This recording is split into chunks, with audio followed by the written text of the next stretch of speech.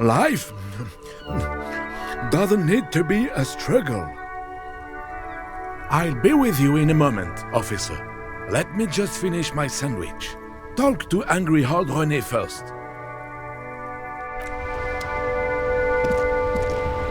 Have you no shame? Whining about your back every time you bring out the measuring tape. René, you're a man with a fork in a world of soup. Please, let's just try to enjoy the game, alright? I'm trying to, but you keep breaking my concentration. You're old. I can see that. We're both old. Now stop grabbing your ass like it's a girl. These manly men are playing balls. This is a ball game. Grab a ball and play it. Don't ask questions. Shoot first. Ask questions never. That's the spirit. Don't even waste your breath asking about the game. They wouldn't know anyway. They're way past their prime.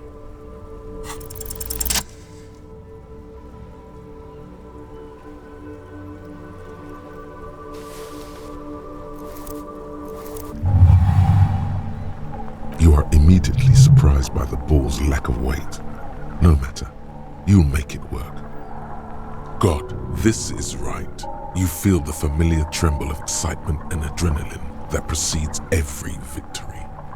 Time as frozen. A chilly breeze ruffles your hair as you stand there, feet firmly planted. All sounds, smells, even the wind, everything fades until the only thing left is the union of man and ball. The cold metal ball is surprisingly smooth against your neck. It has a pattern on it, probably a sponsored ball. Yours would only be covered with bumps of learning and scars of victory. Already your muscles are adjusting to the weight, the nervous system calibrating, until you and the ball have merged into a single entity. The man ball is ready. An embodiment of pure motion, a fine-tuned locomotor running at maximum efficiency. Behold the fear and confusion reflecting in the eyes of the two feeble geezers. They are in awe of your superiority. You are a god to them. Some would still say you're a cop, but I guess we're beyond that now.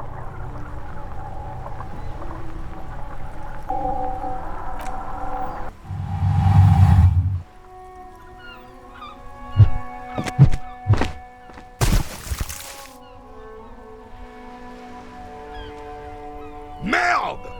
Bordel de merde! What the hell is your problem?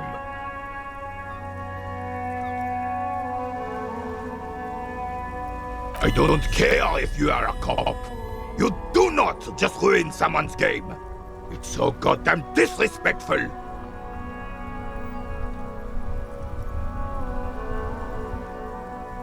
You vandalized our game, son. We can't play pétanque with 5 bull. Yes, pétanque. You ruined our pétanque game. We want our bull back. Take it easy, René. This is just a misunderstanding, isn't it, officer? No harm done. Of course there's harm done, you orange slug. You owe us a goddamn bull. Will this... No, it will goddamn not. Thank you, officer. This is really something. Honestly, I think it's better than our old bull, even. Mon Dieu. All right, fine. What do you want, officer? Just talk. It will smooth things over. Old people like attention. Unfortunately, I don't. Unlike most of the locals, I have no qualms about assisting law enforcement. But this affair has passed me by completely. In Martinez, the union is the law. So can you really blame them? Cop is a pejorative term. I don't have a problem with policemen. On the contrary, I admire the effort to bring order to our streets. If I knew, I would not be afraid to tell you. I simply don't. I am an old man, not a coward. The daily business of the riffraff no longer concerns me. This is a man with a lot of past, but little present, and almost no future. Yes. The terrain here provides an interesting variety to a familiar game. I do. Fire from heavy artillery. Why what?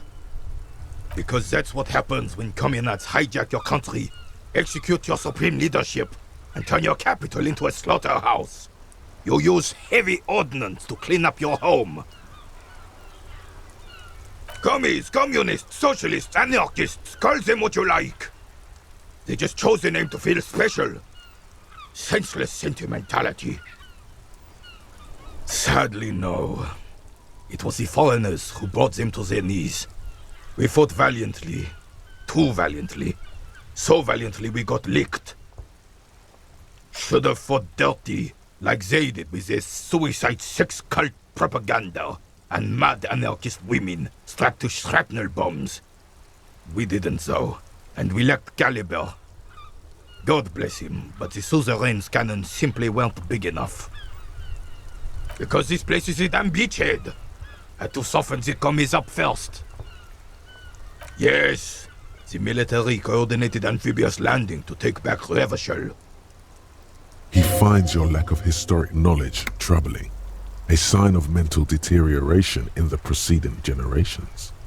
Martinez was used as one of the 3 footholds in Revachol during Operation Deathblow in 08. The other 2 are off in Stella Maris and the Delta. This here is Blood Ground, where coalition boots first made landfall and cleaned those rabid dogs out. Most likely, we're playing pétanque on their mangled corpses. Blood ground. You got old René going there. Like he isn't hungry enough already. Don't get me wrong, officer. I hate those foreign dogs, but the enemy of my enemy and all that. They're the lesser evil. Damn right, son. They laid the fire of hell on the city before they stormed it. And it worked, too. He approves of this radical approach, knows it was necessary. The rest of the city got cleaned up, but Martinez they keep as a monument. And now the Union Socialists are practically running the place. Well, it's your own damn fault. You, we, the coalition, Revachol, whoever you want to blame, never finished the job.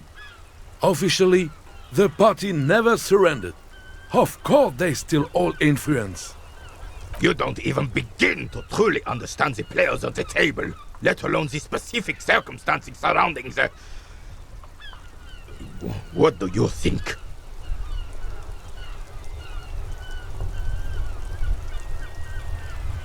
I'm sorry it had to be them. After 8 years of fighting those hyenas, boiling cats for food and drinking piss in the mountains, I would have preferred if the Right Honorable King Guillaume returned through Revachol, or even if that damn clan Frissel had risen from the grave and led us. Sadly, that was not the case. Instead, all that is just, holy, and beautiful in the world was wiped away, and now it's neon signs with toothpaste ads everywhere. Foreign influence peddling garbage and stupid music on the radio. This is just what the commies wanted. This was their plan all along. This is what they wanted to replace the role of the suzerain with. Damn Frissel. He was a king we couldn't protect. The Carabineers failed him, and the crown. He died in the hands of the Hyperlay, in a very public execution. A true king in both blood and mind led Revachol before Frissel. He would have been better.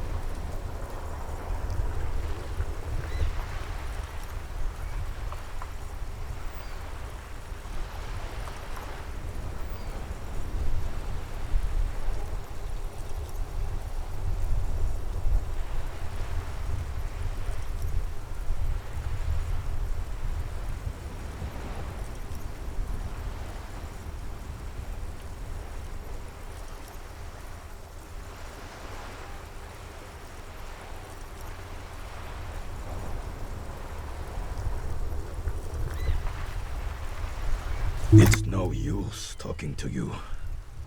You were still in Daddy's balls when it happened. When we took our last stand against the filth and rode the cavalry straight into gunfire.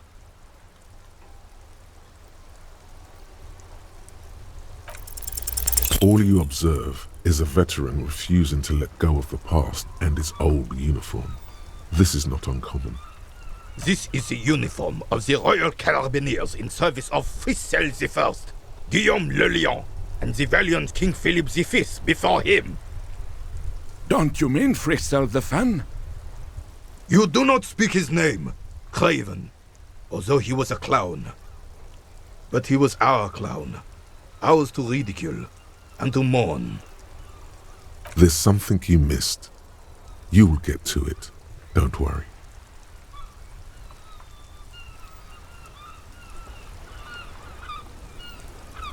And for him, my cup is if I knew. This is a man with a lot of past, but Yeah, I do. Why what? Because that's what happens when coming. Fine. What do you want now then? Yeah, I do. Why what? Because that's what happens when communards hijack your country. Should have fought dirty, like they did with their suicide sex cult propaganda. And Matt, this place is a damn beachhead, son. They didn't do it because they didn't like it. They had to soften the commies up first. Yes, Martinez was used as one of the 3 footholds in Revachol during Operation Deathblow in 08. The other 2 are off in Stella Maris and the Delta. This here is Blood Ground, where Coalition boots first made landfall. Blood ground. You got old René going there. Damn right, son. They laid the fire of hell on the city before they stormed it. And it worked, too. he approved The rest, Well, you don't even begin to truly understand the players at all. on.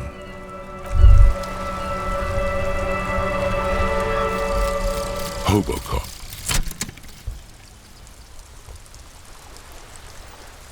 Technically, you wouldn't be a cop anymore, but,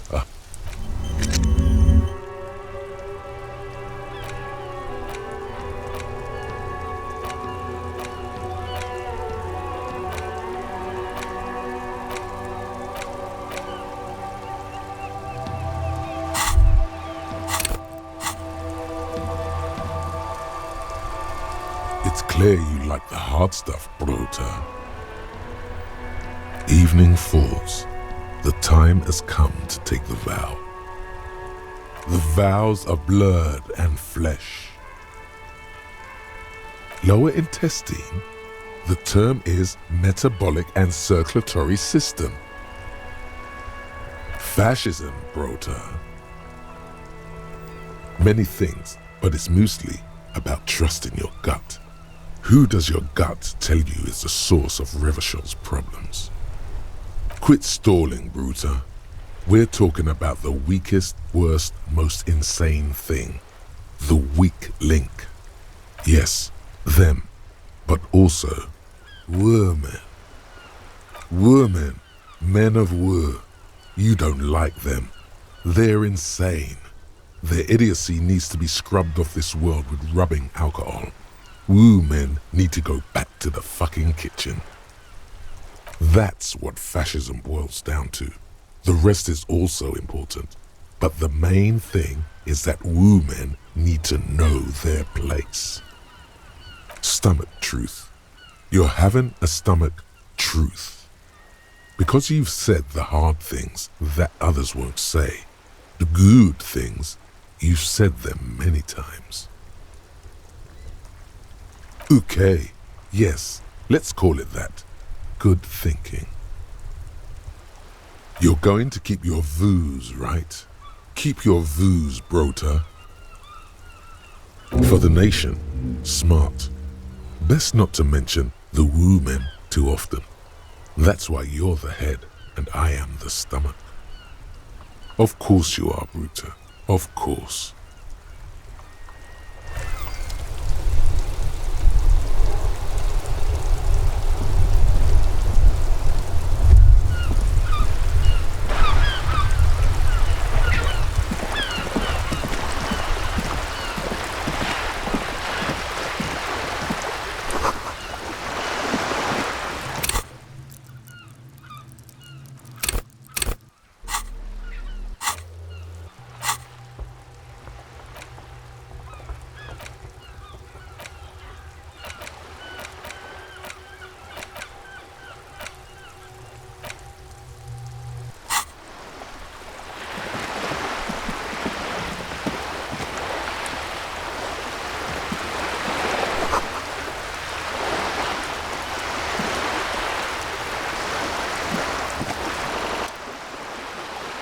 This coin-operated viewer is facing southwest. Its coin slot is full of fossilized bubblegum, rendering the machine permanently inaccessible. The metal feels cold and wet under your palm. It looks unhygienic. The metal feels cold and wet. Probably some kids. A thick layer of graffito covers the lenses. You spell out the word Onuk written on the other side, with N and C scribbled backwards. Under the graffito, a sea of blues and greys appear. Behind the water lies a coast studded with concrete and reeds. On it, a church on stilts, lanky weather-worn wooden planks, an X-shaped cross topping its tower. The church looks old and weather-worn. There are no lights in the windows.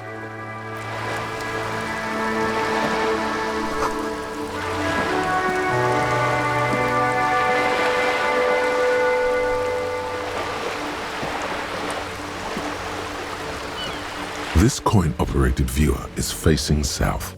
The instruction manual says to insert 25 centimes and pull the handle while looking inside. Then use the focus knob to zoom in if necessary. Your money disappears into the coin slot, a clunk, the ring of metal. The curtains on the display open. You lean in to catch the view. It's blurry, different blues and greens. In the middle of the shimmer stands a drab grey shape, like a ghost.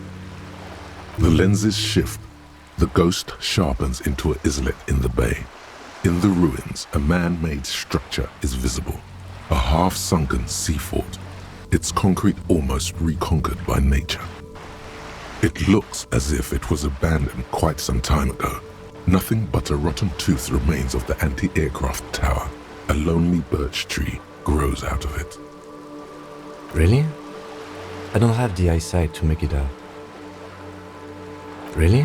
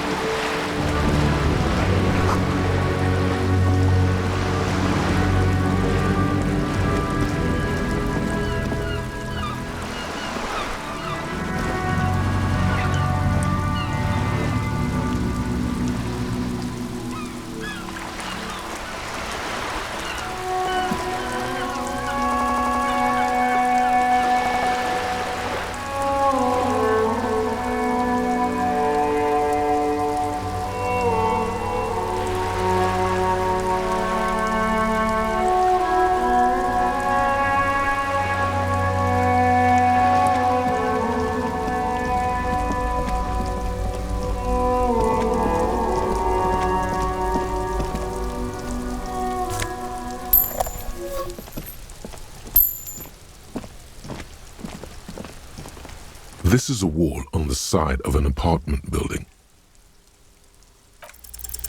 You have no clue.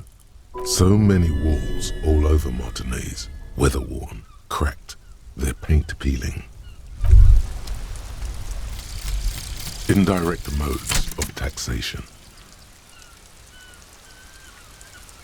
Turns out, those Financial Oversight Committee gangsters stuffed millions of hard-earned dividends away in the last place anyone thought to look, the hearts and minds of everyday Rivasholians.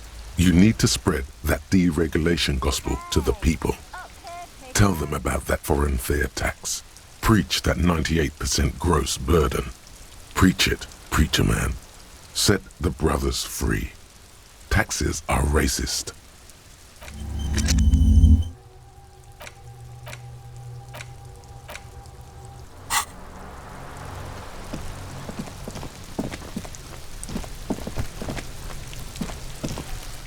Trying to sneak up on me? Come to slit my throat in my sleep? Pig's come to take me out, trying to snuff me out. Don't get fucking clever with me, pig. You think you're so clever. Trying to sneak up on me.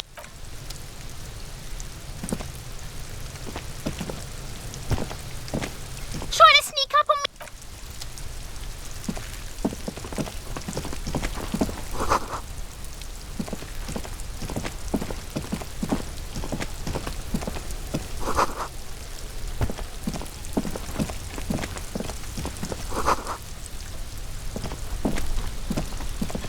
There must be another way into the building.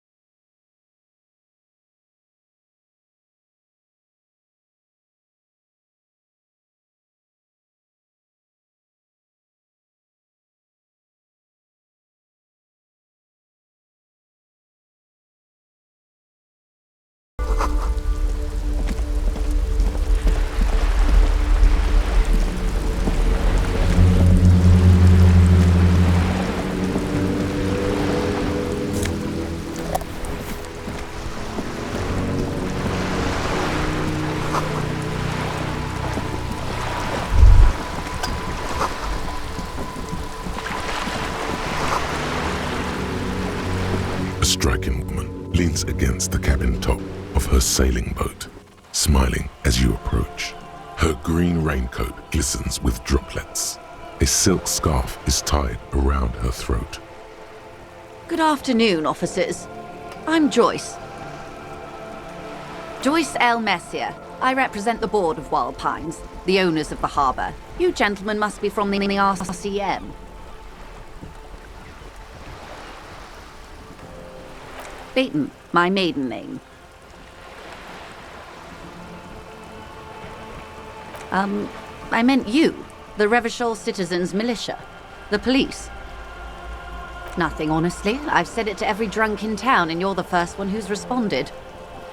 What is implied here? That you're a drunk? Of course you're not. It was only a joke. I'm glad to see you here. I was dispatched to handle a strike, not a lynching. Anything I can do to assist the RCM in this matter, I will, gladly. That is good to hear, madame. My colleague will take the lead on this interview. I should let you know that he is recovering from an unusual medical episode. Very unusual. But I can assure you of his ultimate competency. There's a trace of irony in his voice. Mischief even. The lieutenant is hatching some scheme. How interesting. I wish you a swift recovery. In the meanwhile, you have my full cooperation, and the full cooperation of the Wild Pines group. It's hard to get a read on her precise disposition, but she appears helpful. Why, yes I am. Of course there are. We're on an archipelago. How else are you supposed to get around? Yes, we are. We are on Le Caillou. We are. And the city of Revachol is on the island of Le Caillou. I haven't seen anyone else drive a souped-up Capri Kenema motor carriage either. Actually, that motor carriage has been specially issued to serve as a patrol and pursuit vehicle. It's for crossing long distances in the greater Revachol industrial harbor. It's not a toy. Neither is this. A toy, I mean. It's a machine for crossing long distances in the Bay of Revachol, between the city and the islands. She's having a good time arguing against the law. Too good, perhaps. The boat? No. It is called Cordelati 19 because that's the type of sloop it is. The word "it" feels strange. Such a beautiful boat deserves a proper name. A breeze ripples through the sails and tugs at your hair. Below, the sleek, fish-like shape of the hull parts the water. Beneath that, a resounding darkness. You're reminded of something. Or someone. Okay. How about Cordelati 19? Why? Because it was manufactured in Revachol East by a company called Cordelati, and its hull is 19 paces long.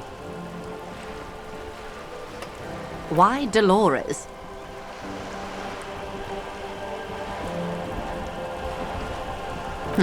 Well, it means nothing to me. I think I'll stick with the factory name. But thank you for the suggestion. Okay, because it was manufactured in Revachol East by a company, the X something. The X what? Very absurd. Thank you for the suggestion. I will stick with the okay, because it was the X something. Thank you for the suggestion. I see the word has emotional resonance for you. Okay, because it was the X something. The X what? Oh, I do like the sound of that. It sounds so decisive, so powerful. Okay, because it was manufactured in what? I think I'll stick with the factory name, but thank you. Okay, because it was the X. Oh, I do like powerful. It's a pleasure craft, a 19-pacer. It also happens to be rated for Category 1 racing, though these days I mainly use it for business. My sloop? I like it a lot. It's the eel's hips, baby. I'm enjoying this part of the interview. It has so little to do with the murder we're investigating. I really do, the lieutenant thinks. Is she thrown off yet? He's looking at the woman, assessing her. Officer, I assure you I'm a highly qualified pleasure craft operator. The crowns of her teeth are porcelain, white as the boat's hull as she smiles. Qualified pleasure craft operator. So charming. Where's the damn license? I just renewed its safety inspection last month, officers. It is completely seaworthy. In fact, it's taken part in not one, but two insulindic regattas. Even finished once. The other time, I would have finished the race were it not for an urgent work matter, much like the one I'm on now. Actually, you don't. It is a little-known fact among those rogue police that the Wayfarer Act specifically denies the RCM the authority to demand anyone's operator license. I was just being polite. Even school children know the Wayfarer Act.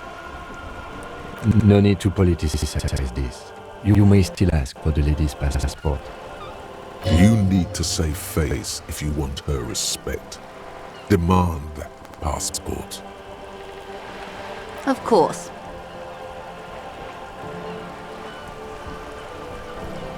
The woman is silent, smiling while the waves lap against the hull. In your hand, under the plastic, a light blue passport saying, Republic of Vespa. The coat of arms has a lion and an ostrich. Seagent. The woman, born in the year 3 in the commune of Revachol, smiles at you. Face adorned with frown lines and crow's feet. The photo is recent. The name reads, Rejoice Leighton Messier. Yes, but please don't call me that. Joyce is much more efficient.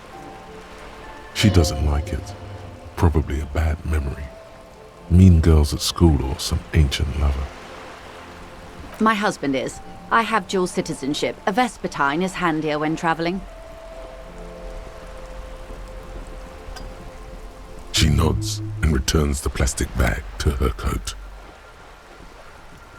Officer. The qualified pleasure. Why wouldn't it be? This officer. The qualified. I just renewed its safety inspection last month, officers. It is completely... Actually, you don't. The Wayfarer Act specifically denies the RCM the authority to demand anyone's operation unless it's their passport. No. Do you want to ask for the lady's passport? You need to save face. Of course. Any more questions? The graciousness of her response makes you feel glad you didn't hassle her. Officer. The qualified. I just renewed it the other time. Actually, you don't. It is a little known fact among those who police that the Wayfarer Act specifically denies the... No need to resort to self-pity, detective. You need to... Of course. She nods and returns the plastic bag to her coat. Good. What we do. I'm afraid I don't speak for Wild Pines as a whole. It's a giant undertaking. The Pines' core competency is logistics. Container shipping, freight, that sort of thing. See those airships there, blinking? Those are the shipping side of things. And that is the terminal. Another subdivision deals with energy, oil and gas exploration, offshore platforms. She enjoys talking about the company. It would not hurt to inquire more. I'm not at liberty to discuss the company balance sheet, but I can tell you that last year, the company booked more than 20 billion real in revenue. A billion? It's a number, officer. A big one. It's made of 1,000 millions. A million is made of 1,000 thousands. 20 billion is a large number, but the conglomerate employs 72,000 people. They all need to be paid. Then there are capital improvements, interest payments. A conglomerate the size of the Wild Pines is like a shark. If it stops moving, it will die. Then what becomes of those 72,000 families? It's a tremendous responsibility. They started as an exploration and cargo fleet conducting trade between the Samaran and Insulindian Isolas 250 years ago, when pine ships explored the South Seminese and charted Lomantang on behalf of the suzerain. Centuries of care, deliberation, and madness have gone into this endeavor. Vessels pass through the great unrest to re-emerge with apricots in tow. The logic of the system is totalizing. It's taken everything from its employees to build it. You mean aside from being the terminal's legal owners, who are responsible for moving 8% of the world's cargo? There are no minor cogs in the system. Each terminal must be accounted for, lest the entire system break. Every hiccup in such a system means thousands lose their jobs, the world over. I'm here to assure that doesn't happen. With your help, hopefully, says her warm tone. What we do. She nods. What we, the Pines, call, and that is... She enjoys talking about it. She nods. What we do. The Pine, and that is... She enjoys... I'm not... A billion?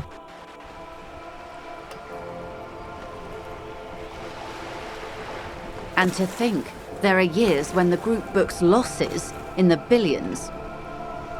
Wild Pines employs 72,000 people, all of whom have families that depend on their salaries. It is a tremendous responsibility. She nods. What? The part and that. She enjoys... I'm not... A billion? Yes, past a certain point, numbers begin to seem imaginary, but they are quite real for the 72,000 employees who depend on Wild Pines for their paychecks. A conglomerate the size of Wild Pines is like a shark. If it stops moving and growing, it will die. Then what becomes of those 72,000? She nods. What we, the pub, and that. I'm not at. A billion? Yes, past a certain. A conglomerate the size. She nods. Everything. Right up to, but not including, trade secrets. First, you'd have to repeal the Emergencies Act of Trade in Aliments that gives me the right to silence. It's quite the octopus. Good luck is only kept in place by the vested interests of half the civilized world, including your own. What the ma'am means is that the Emergencies Act and the RCM both get their authority from the coalition government. But I am derailing us. You wanted to know about the strike. First, you'd have to repeal the Emergencies Act of Trade in Aliments that gives me the right to silence. Why? By throwing off half a century of foreign domination under the coalition. Unfortunately for you, the coalition also leases you the right to police West Revachol. But I am derailing. First, you'd have to repeal the Emergencies Act of Trade. I am glad you see it that way. To repeal the act would mean repeal. But I am derailing us. You wanted to know about the. I believe the official title is Senior Labour Negotiator. In practice, I'm a grocery clerk. I relay the union's demands to Wild Pines and return with Wild Pines' counteroffer. And how are the talks going? They're not. That's the problem. The union stopped all negotiations a week ago, after that awful lynching took place. Now they won't even let me into the harbour. There's a 2-meter-20 racist behemoth blocking the gates. What can I say? The union employs a giant covered in tattoos. A racist giant. I guess that's part of their big tent organisation now. Let's say I was not making the kind of progress I'd hoped for when I first arrived. And when did you first arrive? I arrived 3 weeks ago. Yes, in the middle of February. The bay was still partially frozen then. I prefer to do these things on site, like the RCM.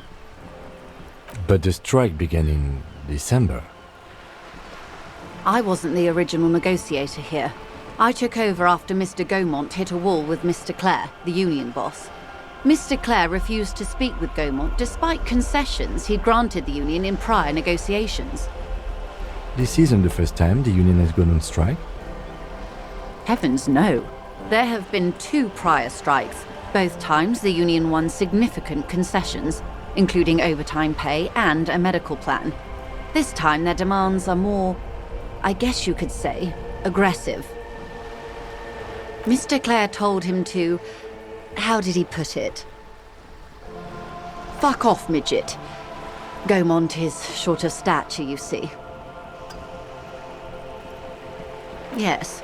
Keep in mind, this is a negotiator Mr. Clare has worked with before, and who was more than fair with him and the union. Sounds like usual aggressive posturing.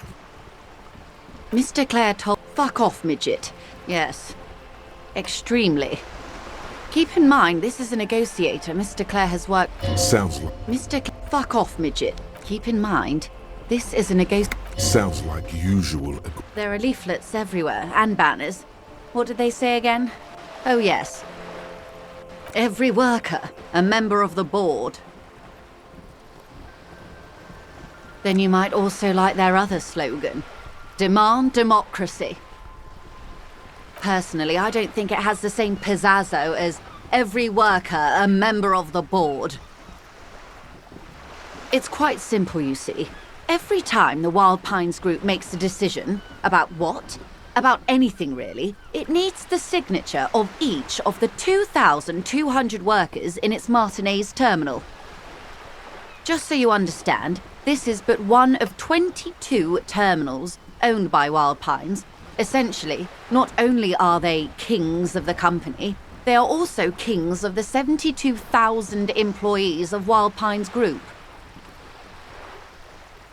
They're having a blast. But how can they afford it? After 4 months, my assumption was they would prefer a more practical solution. I'm not sure. Naturally, I assume that was just their opening position, a hard-nosed tactic with a side of mockery. But there's been no follow-up, just the same nonsensical slogan repeated over and over again. And now, people are getting lynched, I hear. Behind the whirling in rags. A disastrous situation if there ever was one. Excuse me, from whom did you hear about this lynching? I first heard it from the boyer at the gates. The one whose very name advertises his aversion to work. I think he said it was, "Call me mañana." This checks out. They're at least every worker, a member of the board. Fortunately, they explained it. Every time the Wild Pine, just so you understand, this is but one of 22 terminals owned by Wild Pine. That may well be. It's not up to me to decide who is king, but as negotiations go, I'm not sure. Now, Excuse I've heard This checks out. they're at least every worker, a member of the board.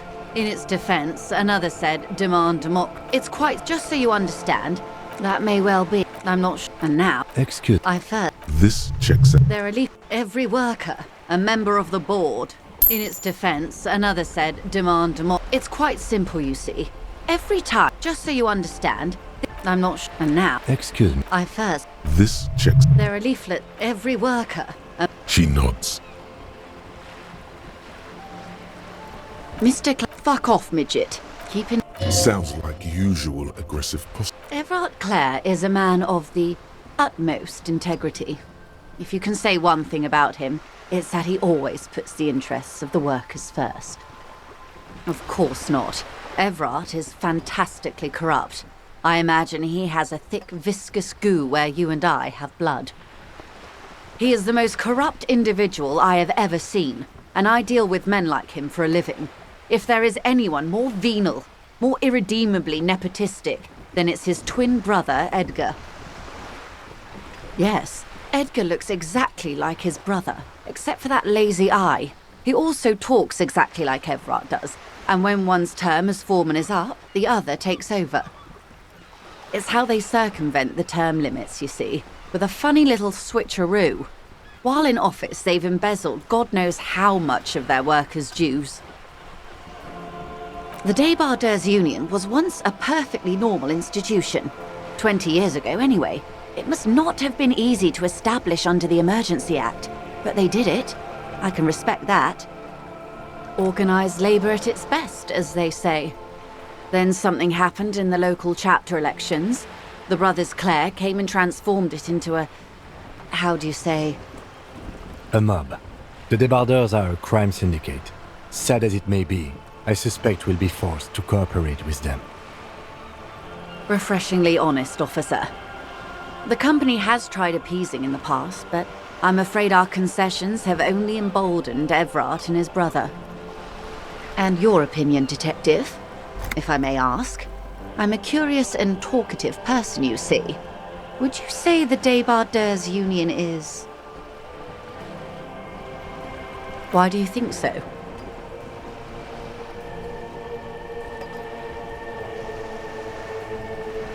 Well, I suppose that's one way to look at it.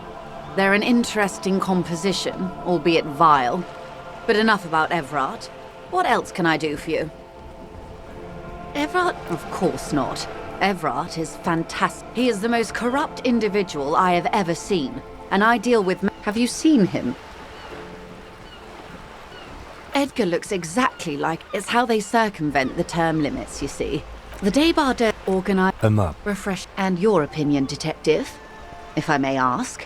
Indeed. And a hungry one. Everard? Of course not. Everard is fantastically corrupt. He is the most corrupt individual I have ever... Have you seen him? Of course. Everard? Of course not. He is the most corrupt individual... Yes, it's how they circumvent the term limit. Of course. Everard? Of course not.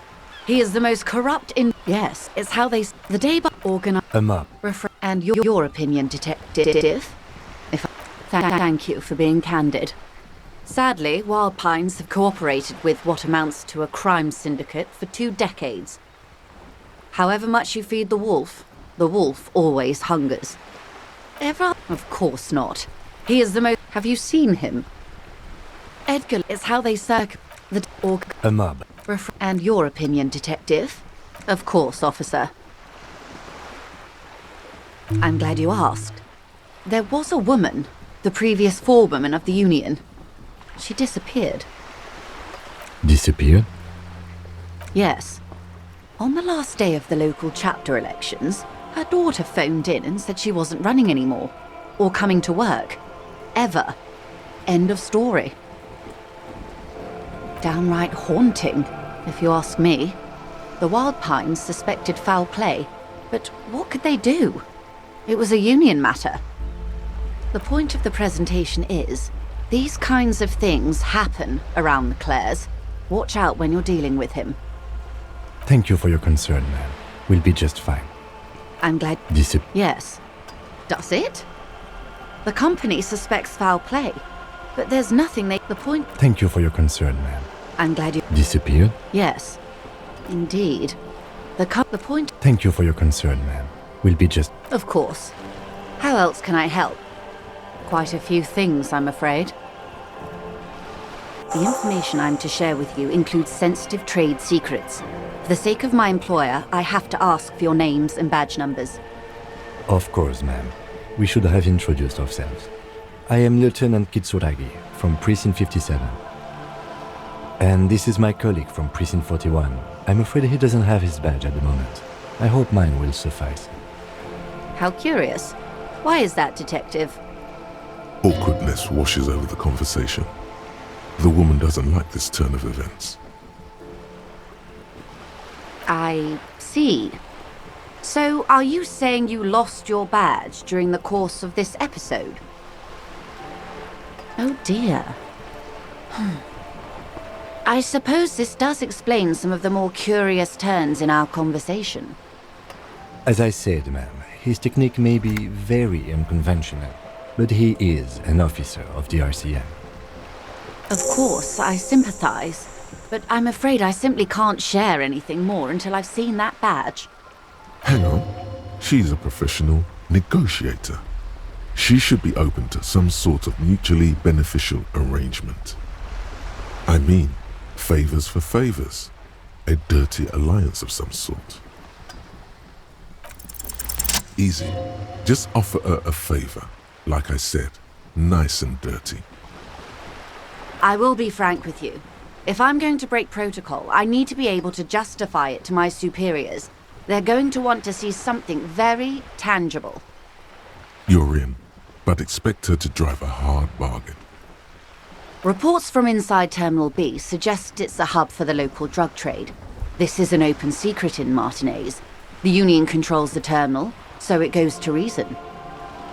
They're profiting from this trade. The company has tried looking into this matter before, to no avail. Perhaps someone with your authority and resources might turn over the right stones. Or you can recover your badge, though if I may be blunt with you, it sounds like that may be a lost cause. Detective, a word in private before we continue.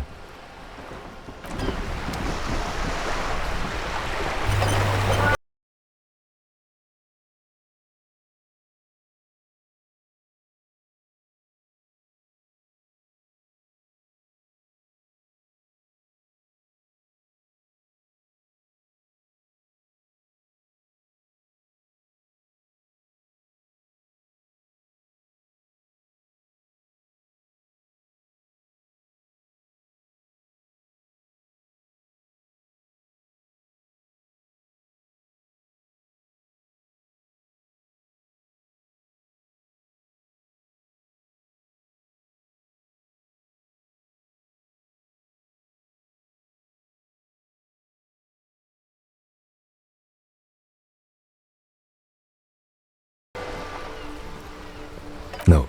If there is reasonable suspicion, we must investigate. Otherwise, she could claim we are siding with the Union, or that we are on their take. We'd never hear the end of it. What I propose is, we ask her, then we investigate, briefly. But do not share the outcome of this investigation with her. We tell her it's done and demand for her information on the lynching. It would not hurt if you tried more in the future, yes?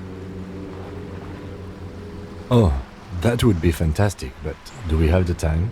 The world is large and your badge is 8 by 6 centimeters. You could request a new one from your station, but that would literally take months. You're back. Good. What can I help you with? It's quite straightforward. Someone is using Terminal B to smuggle raw ingredients from the Samaran Isla into Revachol with the Union's blessing. Wild Pines has suspected it for years. Ingredients for what, ma'am? Meth and dextroamphetamine, GBL, and various synthetic psychedelics. Honestly, it might be quicker to say what you can't make from the stuff. Yes, after they clear the terminal, we lose track. The actual production is taking place at various sites in and around Jamrock Quarter, north of here. Wild Pine seems to be well apprised of the local drug trade, ma'am. Do you mean to say the Union also produces the product? Sells drugs, I mean?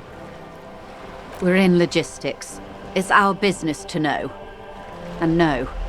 As far as the company knows, the Union does not produce it. They transport the ingredients for a cut. Yes, but you won't get anything out of Evrat and the Dock Workers Union. Still, every chain has its weak link. The lorries. Someone needs to move the ingredients from the harbour into the city. Once they reach Jamrock, they're distributed to a network of local manufacturers well beyond our grasp.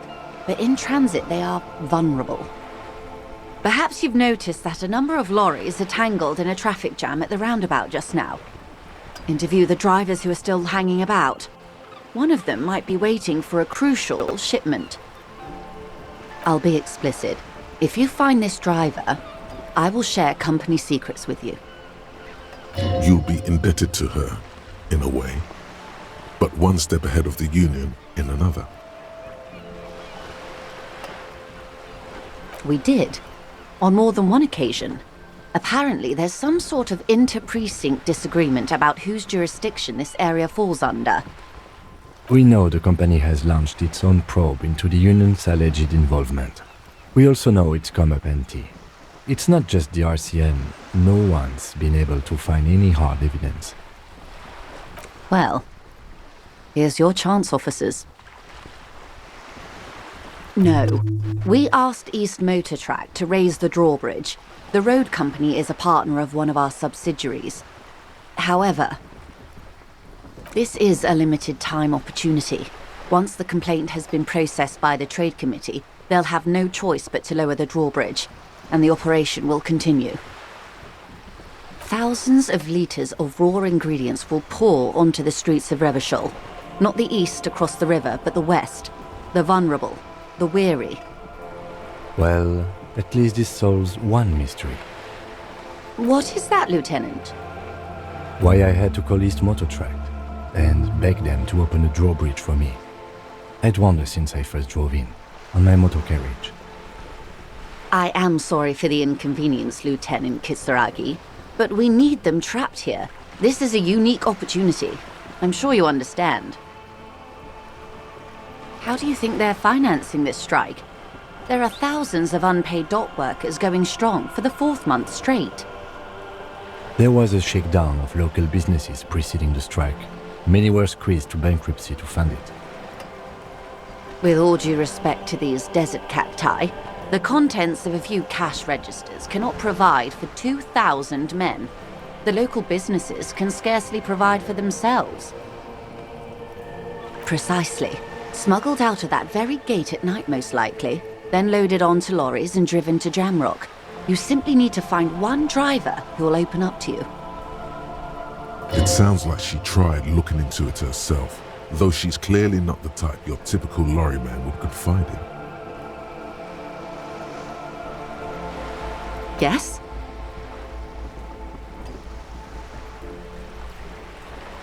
Excellent. According to my reports, there are at least 3 lorry drivers lingering near the roundabout. Hopefully one of them will know something. It may come to nothing, or it may just blow the case wide open. I can keep the drawbridge up for a few more days at least. You should have the time you need. In the meantime, let me know if there's any other way I may be of assistance. This reality.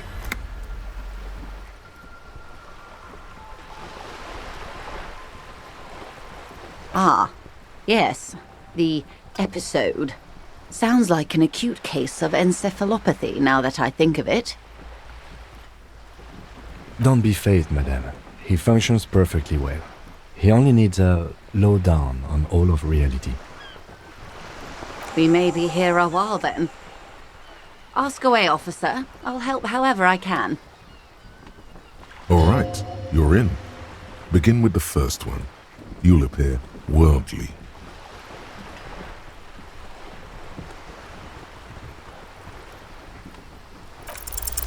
Six kilometers southwest, in the Valley of Dogs, Junior Officer Chad Tilbrook takes aim at a rabid black dog licking its wounds in the grass. To his left, his partner, Emil Mullins, whispers, "You heard what happened to Tequila Sunset in Martinez?" "Yes, he lost his mind," Tilbrook answers, fingers on the trigger. "Don't worry, Emil." He pulls it out slowly. Slowly now. He'll find it again. We always do. You? You're an officer of the RCM. Preciso mundo. Nothing more nor less than the de facto law enforcement body of post-revolutionary Revachol, Detective. Yes, we are the Revachol Citizens Militia. We are. Yes, that means not de jure. The RCM acts in what is poetically called the twilight of international law, both at the behest of the coalition government and to its chagrin. The RCM's responsibilities are defined by the Emergency, Wayfarer and Aliments Acts, 3 pieces of legislation keeping the city in a, let's be honest, laissez-faire stasis to the benefit of foreign capital. All 3 are good to know when we are out policing. There's nothing basic about your role, Detective. It's true that the RCM keeps everything the way our seemingly permanent provisional rulers like it. Yet, on the other hand, I know these people. I deal with them daily. Let me tell you, dear, they are not fans of you. The post-revolutionary decade was a disaster for the coalition government. Revachol in the 20s was hell, especially on the west side of the river. Gang warfare, a botched privatization scheme, a nuclear pile meltdown. They called it the international zone because no nation wanted to claim responsibility. The RCM restored peace where the coalition failed. A true blue citizens' initiative. They will never forgive you. That's somewhat of an exaggeration. In reality, ours is a mutually beneficial arrangement. Revacholians get to keep the peace in Revachol, and the coalition doesn't have to worry about it. Anyway, sorry to intrude. Please continue. Yes, Lieutenant. Permit me to conclude with this. Who you are, to me, is the police. The only legitimate law enforcement authority in Revachol. And if those authorities drink so hard they need help recalling the basic terms of reality, well, I'm here to help. We're in Martinez, baby. A casual term of endearment popular among the 50-plus crowd. It's a disco holdover, pay it no heed. Aren't we all? Martinez is a district of Revachol. A very small district tucked away near the industrial harbour, north of the 881 and Jamrock. You would be excused for not knowing about it. Unimportant, they say. Forgotten even. Shelled to smithereens during the revolution. It has its charms, just not this time of year. I'm not a good ambassador. I've only been here once before, as a teenager. Not a lot has changed. There are ruins, a terminal, fishing boats, reeds, boys with boxy shoulders.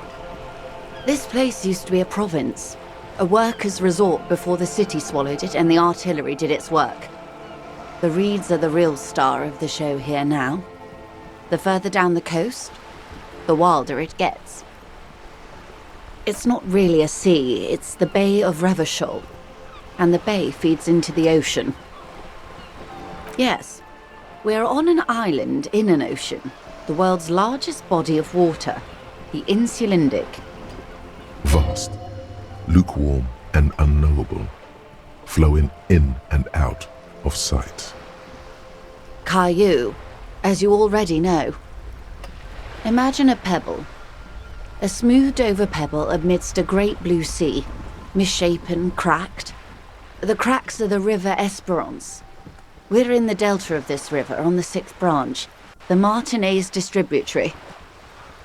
It is clear this pebble is of enormous value to her.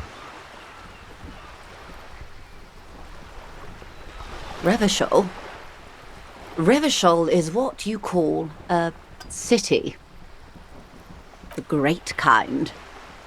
As if it's self-explanatory, beyond patriotism, a fact. History detective. They built this city to resolve history. Our part in it, at least. Our centuries.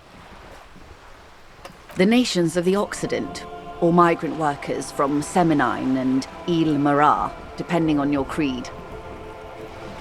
In the DeLorean century, 380 years ago. They say it's where the terrible questions of our time will be answered. The tensions are highest, the fault lines deepest. By that I mean conflicts. Ideological conflicts. The stuff of men. We are standing on a fertile, self-sufficient island able to sustain up to 200 million people. In the middle of the Insulindic Ocean, the world's connective tissue. It's where the money is. I think it's fair to say so. Martinez is about 22 kilometers from the center of the world. That soldering iron is the bank of the world building. The bottom floors are Insiacom, coalition government, Insulindian Mission Command. Silence. She lowers her hand. The water, the light. It's as though you're seeing it for the first time. There is no recognition, only the immensity of the sea and the cold radiating from it.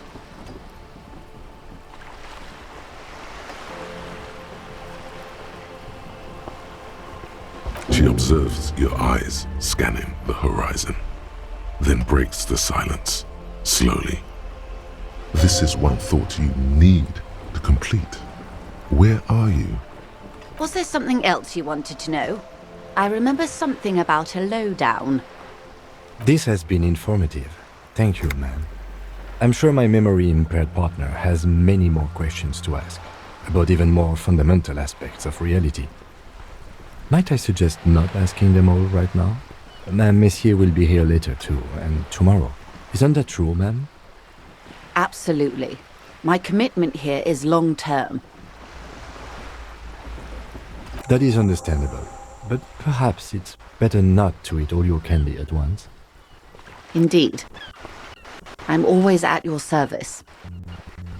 These are unimportant times, Detective. You and I were born after the dust had settled. 1,000th of a second too late. For the big time. The revolution. It's quite easy. Every 100 years or so, our species gets together to decide what's next, who gets shot in the head, and who gets the mineral rights. It's a real kerfuffle. Those would be the communists. Generally speaking, 40 million people got shot in the head during the World Revolution. But the communists, they all got shot in the head. Oh, and the anarchists too. They shot them well. So well, one forgets they even existed. Did they ever? Before they got shot themselves, they shot 2 million people. Yeah, it was a kerfuffle, all right. Yes, the Insulindian deluge, they call it. Oh, lots of people. Even the king got shot in the head, or thrown beneath a horse, or drowned. Accounts differ. It was unceremonious. Just as well, he wasn't actually the king. Just the king's nephew. The real king abdicated and lived out a long and productive life as a venture capitalist in Grad. I prefer the term risk-averse. King Guillaume was nobody's fool. He could smell a PR disaster brewing, so he got out alive, and his nephew Fricelle got shot in his place. Him and tens of thousands of his wonderfully fascist kingsmen. It was a wild time. Those would... Oh, did they ever? Yes. The Red Deluge. The Insulindian Deluge, they call it. Oh, lots of people. Even the real king abdicated and lived out a long and productive life. Yes. King Guillaume had a nose. Him and tens of thousands. Those would be the... Oh, and the... Did they ever? Before they got shot themselves... This does not represent the official RCM opinion. Don't worry. Kras Mazov shot 15 million people in the head. But that was all the way over in Grad. Oh, lots. The real king abdicated and lived out a long and productive... Which one? Actually, it doesn't matter. Him and tens... Those... Oh, did they ever? Yeah, it was a... Yes. Oh, lots. The real king abdicated about head shooting. The liberals got the mineral rights. And by mineral rights, I mean everything. Liberals are usually middle-class people, Detective. Or the remaining gentry. The beneficiaries of the pre-revolutionary arrangement. Some were rich enough to stay with the Constitution, with monarchy. Big mistake. Others bet on the revolution. They were called the ultras, or ultra-liberals. They fared well. They didn't win so much as survive. We were the last ones standing when the war ended. Everyone else got shot in the head, remember? To foreign intervention, the coalition. Those people really took the mineral rights. The liberals took everything that wasn't nailed to the ground. The coalition took the ground. The ocean, the laws, and the people. The coalition of nations. Grad, Mesk, Vesper, Messina, Oranje, and Sur-la-Clay, the armed center of the world. They landed here and ended the revolution. It was the moralist thing to do. There is bitterness in her voice, tempered with understanding. She is critical, but ultimately understands the cause. The moralists believe in keeping everything exactly the way it is. They believe in mineral rights, and not shooting people in the head. At least not in the same manner and volume as the others do. They are the long-standing provisional rulers of Revachol now, the coalition government. The rulers of Revachol, and also the world. These guys are strong. This is their zone of control. They embolden the RCM with crumbs of the same law they took. Technically speaking, you are a moralist. Of course. Not easy to be moderate about head shooting in your line of work. The liberal, some were rich. They didn't. To foreign the coalition. There is the moral, at least. the rule. This is their zone of control. They embolden the RCM with crumbs of the same. A devout man of the center. Hard to come by. It's good to have someone who takes the liberal. Some they didn't. To foreign the There is the moral, at least. the rule. This is their zone of control. They embolden the RCM with an almost endearingly moralist standpoint. The turn of the century revolution? Don't answer it. It's a trick question. The revolution began in '02 on the Isla of Grad, though by the end nearly the whole world had gotten involved. It wasn't a who, but a what. A pandemic of Zarat, a particularly virulent prion disease, which the authorities in Grad proved unable to contain. Then Mazov came along and overthrew the government. It made people overthrow their governments. Of course not. It was a highly infectious microorganism that destroyed brain tissue. The actual causes of the revolution were material. The pandemic only provided the spark. From Revachol and Grad? Not far. The world managed to cauterize itself. Mazov's government was overthrown in '08, and the coalition crushed the Revachol commune 2 years later. It was the end. Why? You and I, officer. Our lives in the zone of control. Something tells you her life and yours are not that similar. Maybe it's because she has a boat and you have that necktie? A pair of pants? No doubt. But we share the same time and position on the planet's crust. That counts for more than you think. A city-state divided into free market zones under the everlasting interregnum of the Coalition of Nations. And you, of course, the citizens' militia. The clatter of typewriter keys fills the main hall of the reappropriated silk mill. Precinct 41. Chad Tilbrook presses enter. Outside, Officer Elfboy Williams slams the door of an armored motor carriage. The zone of control is the third incarnation of Revachol, after the failure of the suzerain and the commune. Modernity. They developed the marvels of the inter-Islary communication, telematic milieus, radiation, colored plastics. Meanwhile, in Revachol West, the aftermath continues for the 5th decade. 43 years. Hard to fathom, I know. The 20s saw a decade of urban war, west of the river leveled, offshore platforms in flames. Still, it's regarded as an improvement on what came before. '08 to '19 was simply hell. The 30s? Things settled down in the 30s. Revachol East transformed itself into the world's largest tax haven, with the international community's blessing. For the first time in a long time, it seemed like things were going somewhere. No, it was a market mirage fueled by cocaine and quantitative easing. The 40s dispelled it like a cold splash, an Isla-wide hangover, you might say. And here we are. Welcome to reality, baby. Good question. What would you have done differently?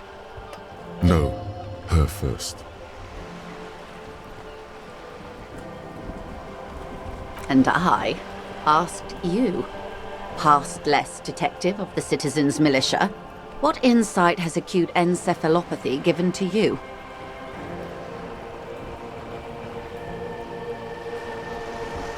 The cold runs down your spine as you say the words, like a small electric charge that seeks grounding. I see. A tenth of humanity. The key of history is in the lock. Keep turning at any cost.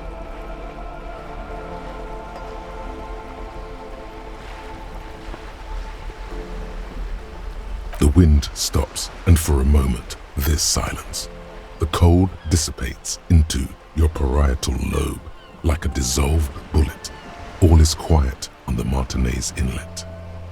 Capital is past. Past? That's what de Briever, the leader of the Communards, said, before she got a bullet in her head. Don't get me wrong. Capital is finished. But understand this. Its end won't free anyone. It will only lead to more suffering. Opinions expressed here do not reflect the official position of the RCM. And what is your official position, Lieutenant? There is curiosity there that goes unnoticed. Kim takes a step back, absent-mindedly. My position, ma'am?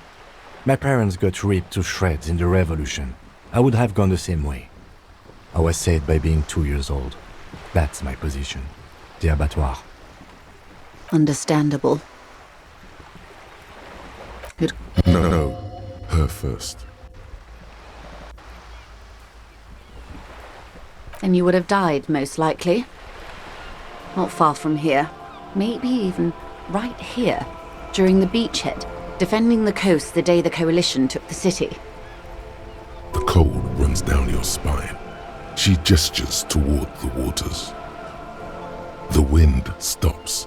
There is silence on the dark water of the Martinez Inlet. Then you would have died fighting against them. Long before the beachhead. Our time is a shadow cast by that day. Good question. No, her first. A cold creeps up your spine, reaching its tendrils up your neck, toward the back of your head. So a quarter of humanity simply lost their minds. And how would you stop a prion, a complex folding protein, unlife, with the technology 50 years ago?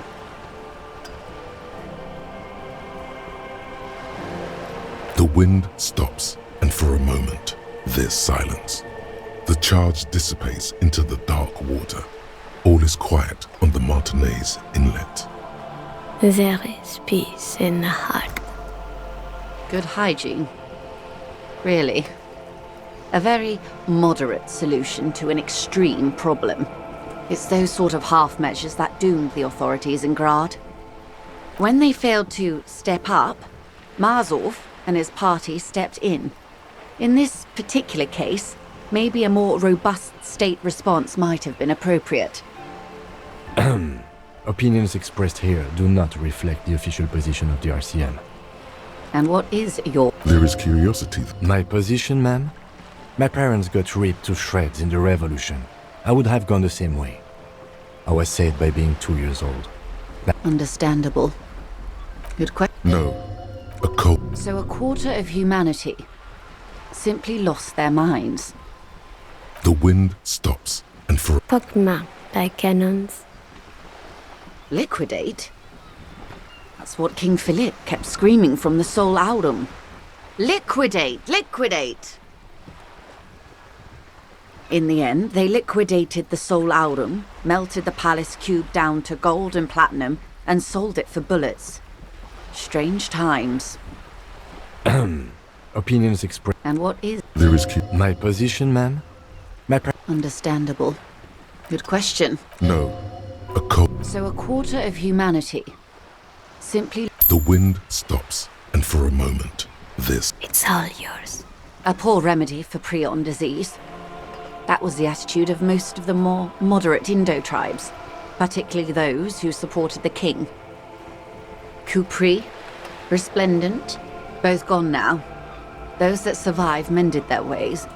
They're all ultras now. And what? There is My position, ma'am? Understandable. Good question. no, a cold. So a quarter of humanity simply lost their mind. The wind stops. Always. Always. That's the can't-do attitude that truly defines late modernity. You may prove a modern man yet. And what? There is My position, ma'am? Understandable. Good question. no, her first. The cold run. I see. A tenth of humanity.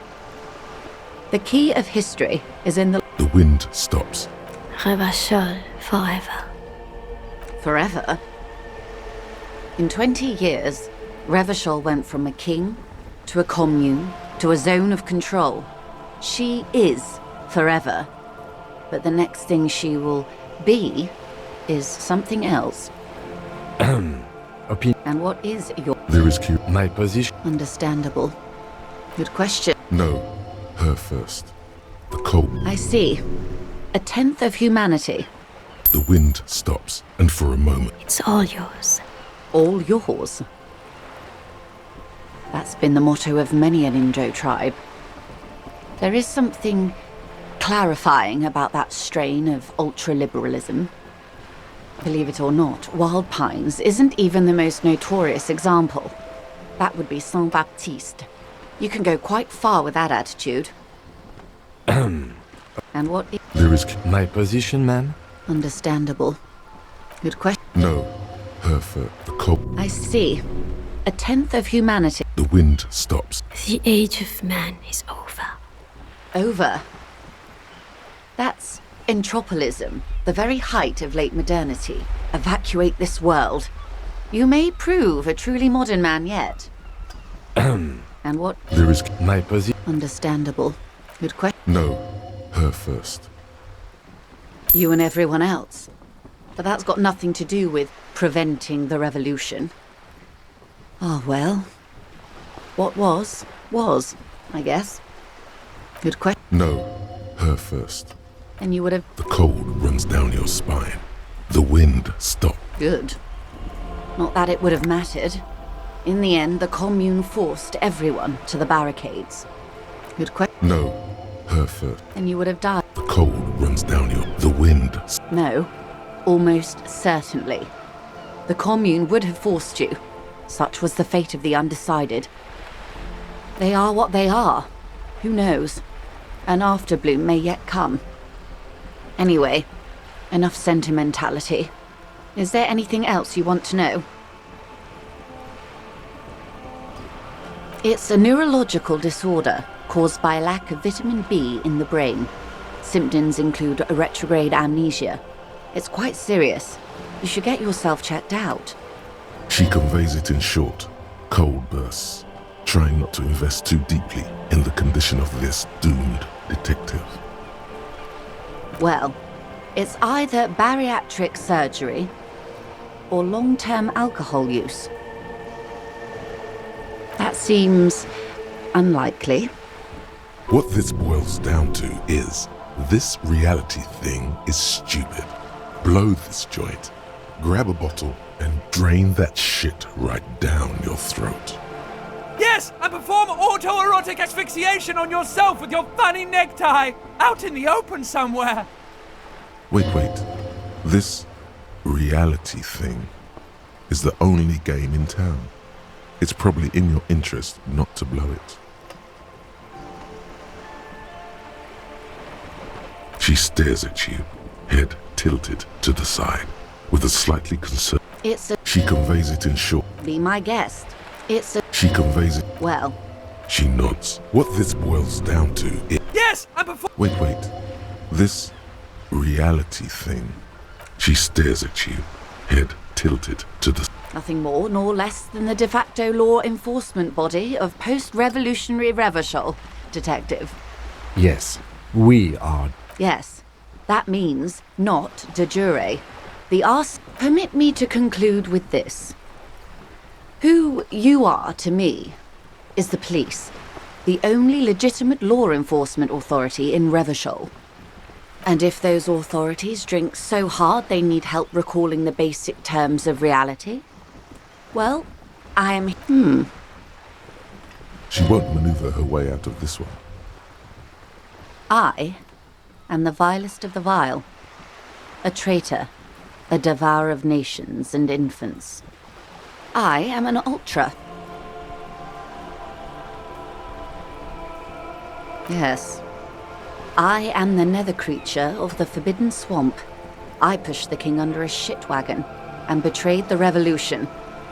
My kind surrendered the nation to financial colonists. I can see you thought we'd gone extinct. After all, no sane person identifies as an ultra-liberal anymore. Not in broad daylight. You're a man of the left, no? Tell me, now that I've uncoiled myself, are you repulsed? In her green eyes, you see a mixture of truth and self-satire. Decades of guilt and pride. Forgive her. but only because you like pearlescent teeth and those light green eyes. A devil, who being of great charm and guile, sneaketh into the homes of the godly. Beneath her waterproof raincoat and silk shirt is a body imbibed in numb 12 perfume. You are suddenly and intimately aware of it. Steal, kill, and destroy. That they say we've been doing for over 4 decades now. Perhaps regrettably. I've had my fill for this century. In any case, I'm glad we can remain collegial despite my scaly bulk, and my perverse need to infiltrate and betray both kingdom and revolution. Honestly, I may have even preferred it, had the communards won. Who knows? They might really have built something better. But they didn't, because they lost. When the dust settled, the Liberals were the only ones left to clean up the mess.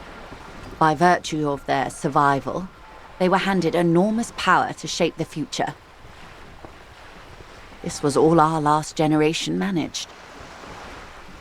With due respect to our overlords, the eternal caretaker government that keeps Martinez a monument to the efficacy of its artillery. While a gentle wind sweeps the streets in the rebuilt east, light drizzle washing it clean, lights go up and motor carriages circulate the tracks. I would not have relinquished sovereignty to the Coalition. Not here in Martinez, and not in the Stella Maris or Delta Beachheads either. If not for my own sake. Then for my daughters. We had an obligation to defend our sovereignty. We should have burned the whole Isola down rather than let them have it. Dark orange flames reflect in her green eyes, an oil fire on the ocean. Perhaps. My intellectual vanity will be my undoing. Yes, I suppose I am. But I wouldn't be a patriot anywhere but here. Seditious talk, man. Yes. Whatever else I am, I'm also a mother and a wife. Now, shall we return to reality? She won't maneuver her way. I am an ultra. An ultra-liberal. It's a type of liberal. From the revolution. It's, not the moderate kind. No, not like me. I am the nether creature of the In her green eyes you forgive, but only because you like pearlescent teeth and those light green eyes. You feel that she won't like the answer, just as it's leaving your lips. Even more, it will hurt her. A fitting punishment, to be forgotten, if not forgiven. Save a prayer for us in our chateaux on Ozon and in Stella Maris. When the dust settled, the Liberals were the only ones left to... Nothing settled. It simply fades away. Like a lover who has lost their faith. She won't. I am an ultra. Haven't you heard? In her forgive, but only because you like her. I hope you do. I hope we are able to continue as friends, despite my scales and my need to infiltrate and betray your precious revolution. Honestly, I may have... When the dust settled, nothing settled. She won't.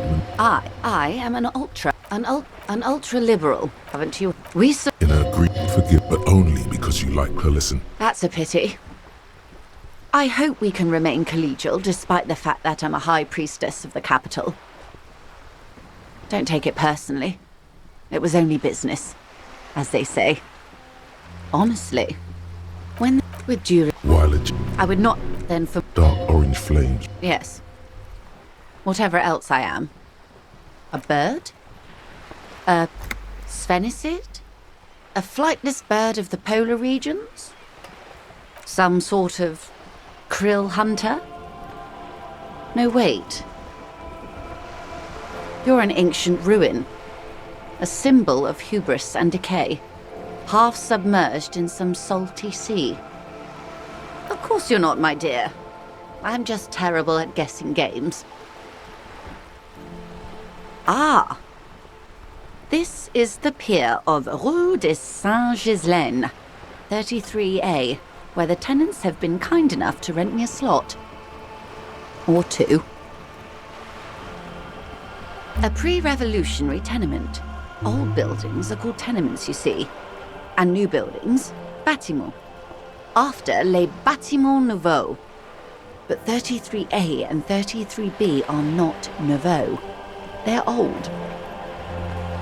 This one used to be 8 to 10 stories tall. A real high-rise by the standards of the last century. Built to mirror the skyscrapers across the bay in the Delta. That was before the war, of course. Mostly the urban middle class, I believe. This was once primo real estate, before the cannons lopped 4 or 5 stories off. Splat, splat.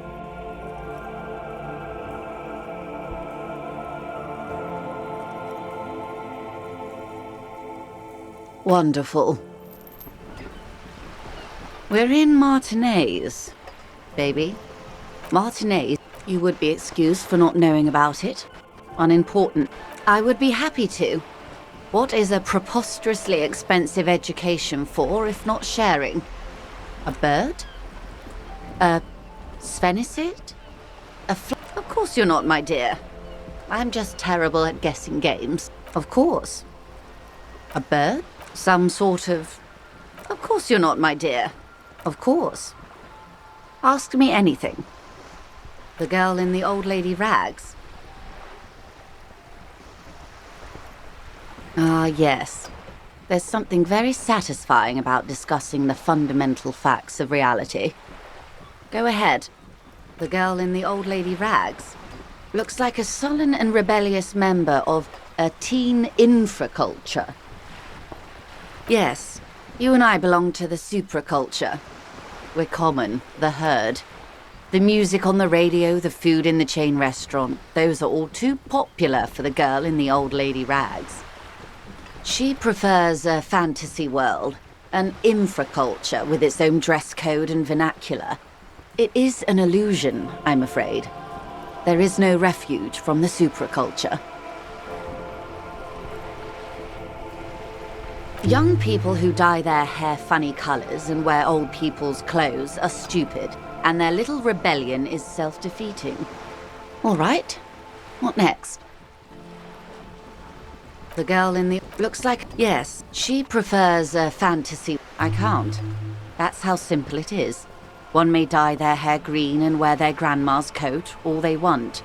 Capital has the ability to subsume all critiques into itself. Even those who would critique capital end up reinforcing it instead. All right, what next? A strange coldness comes over you as you look at the world. The waves sway the sloop slowly. That's all. It's on the tip of your tongue, a doubt of sorts, already in your head. But it's not fully formed yet.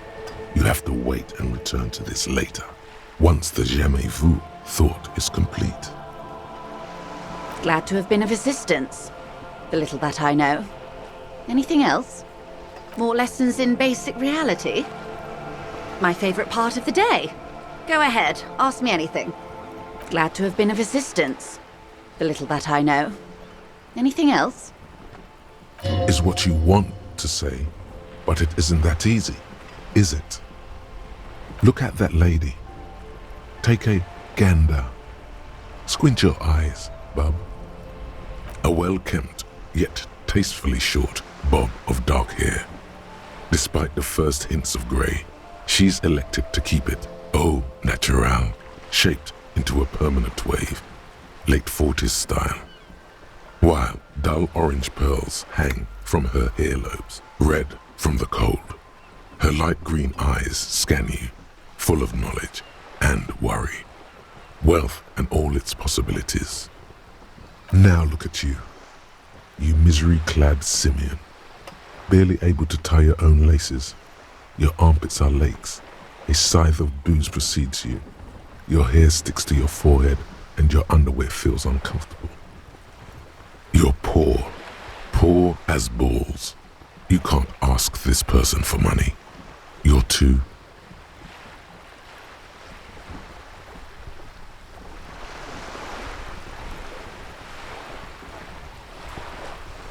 Shame? You haven't really been in the presence of gentlefolk either, have you? What shame is there to be felt in front of these dock workers, cops, and hotel clerks, but to belittle yourself in these eyes of O'Donnell? Oh God, the lieutenant is here too. Do not dishonor the force. As I was saying, if there's any way I may be of assistance, please don't hesitate to ask. Voila, you're doing it. Really put your back into it. Yell it from the top of your lungs. I'm sorry, I couldn't hear you. The wind is a bit strong. Could you repeat that? How much money?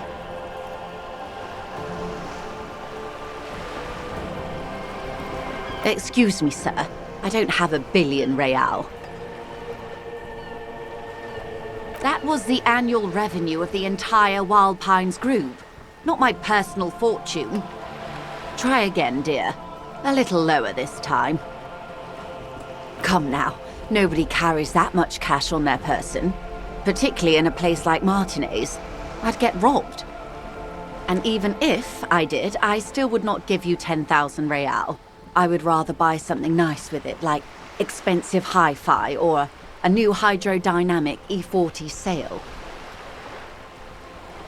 I like high-fidelity anything, sir. Now, try again, but lower. Excuse me, sir. Try again, dear. Try again, dear. Come now. And even if I did, I still would... It is. Fast and silent. Try again, but lower. I like high-fidelity anything, sir. Now, try again, but lower. That's a good sum, not too small, not fantastically large, like $1 billion. She removes a few notes and hands them to you. The paper is cold and oily to the touch. Whoa, whoa! Did you see how easy that was? Ask her for more. Toot toot, train to Moneytown. This may seem like odd behavior for a police officer, ma'am, but it's a perfectly common side effect of his unusual medical episode. It's all right, Lieutenant. I really did bring as little cash with me as possible to avoid attention. So here you are. The last bit of filthy lucre I can share. So, I hope I didn't just bribe you, officer. It may not be technically illegal under the Emergency Act, but still. You're right, ma'am, that donations are permitted under the Emergency Act, unseemly as it may be, as long as they are properly logged with the precinct. Which he most certainly will do. Now, how else can I help the RCM today, besides supplementing its salaries? Of course, Detective. Take care.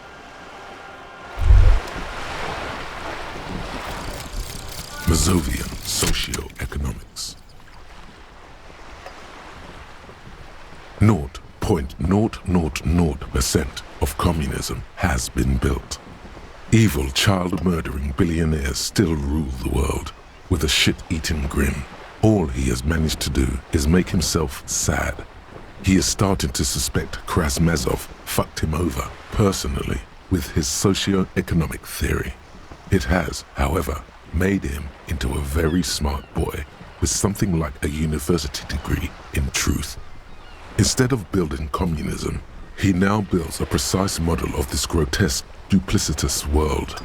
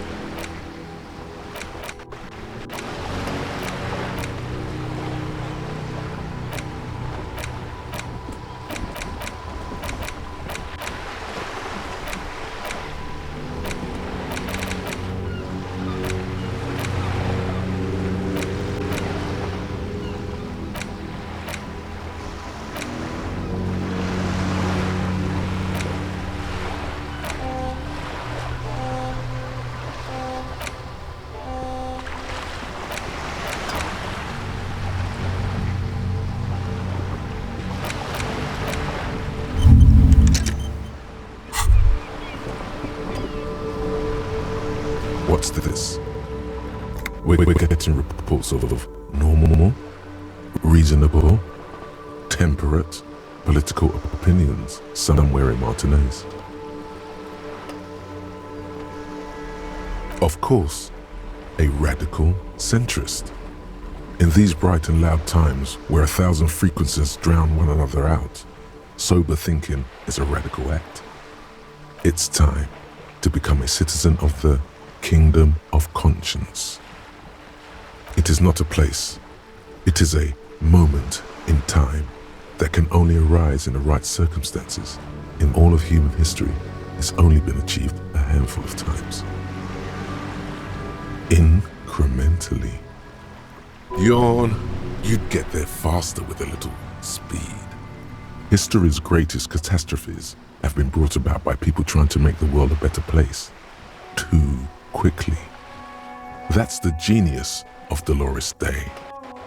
She recognized that progress is meaningless if its gains are lost because of instability. Real, lasting change can only come about gradually, increment by increment. Tisk tisk, just because you live in the present doesn't mean you have the right to place your needs above the needs of the future. You may never live to see the kingdom of conscience. Your children may not. Even your grandchildren might not.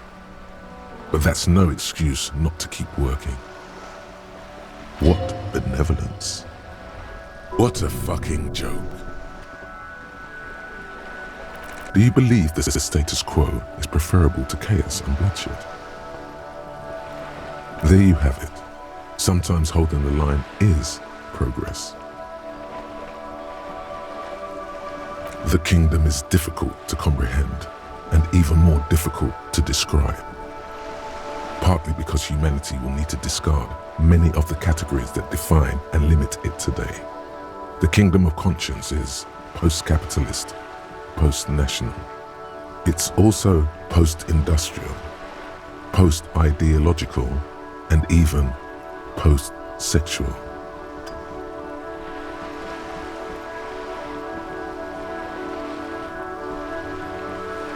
Slow down, Mr. Reasonable.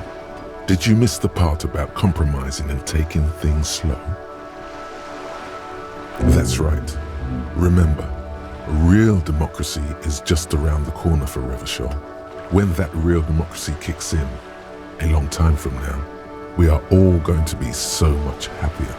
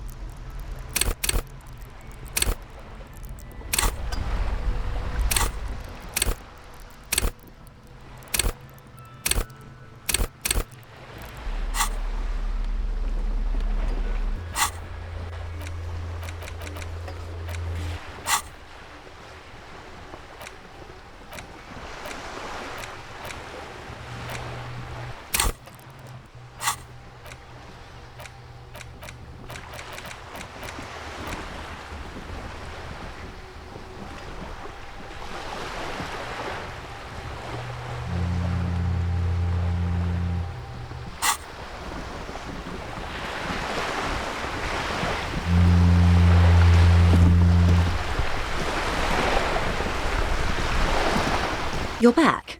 Good.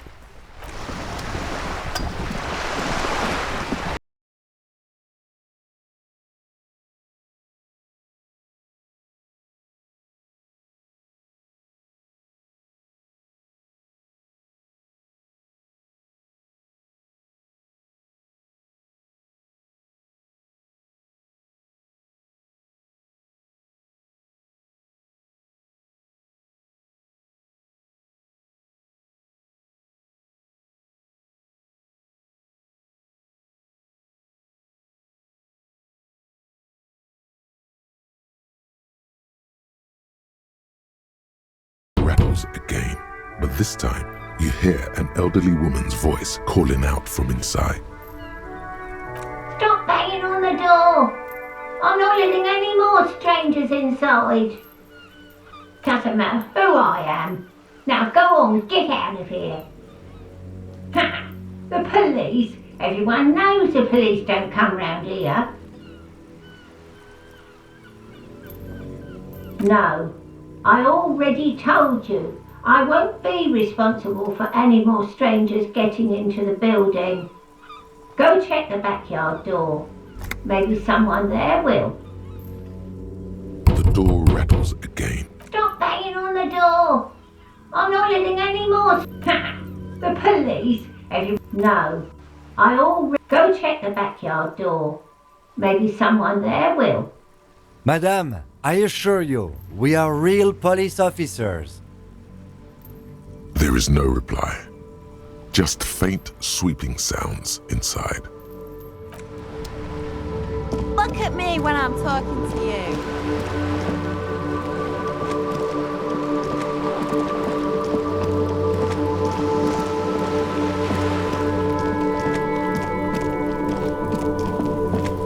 Trying to sneak up on...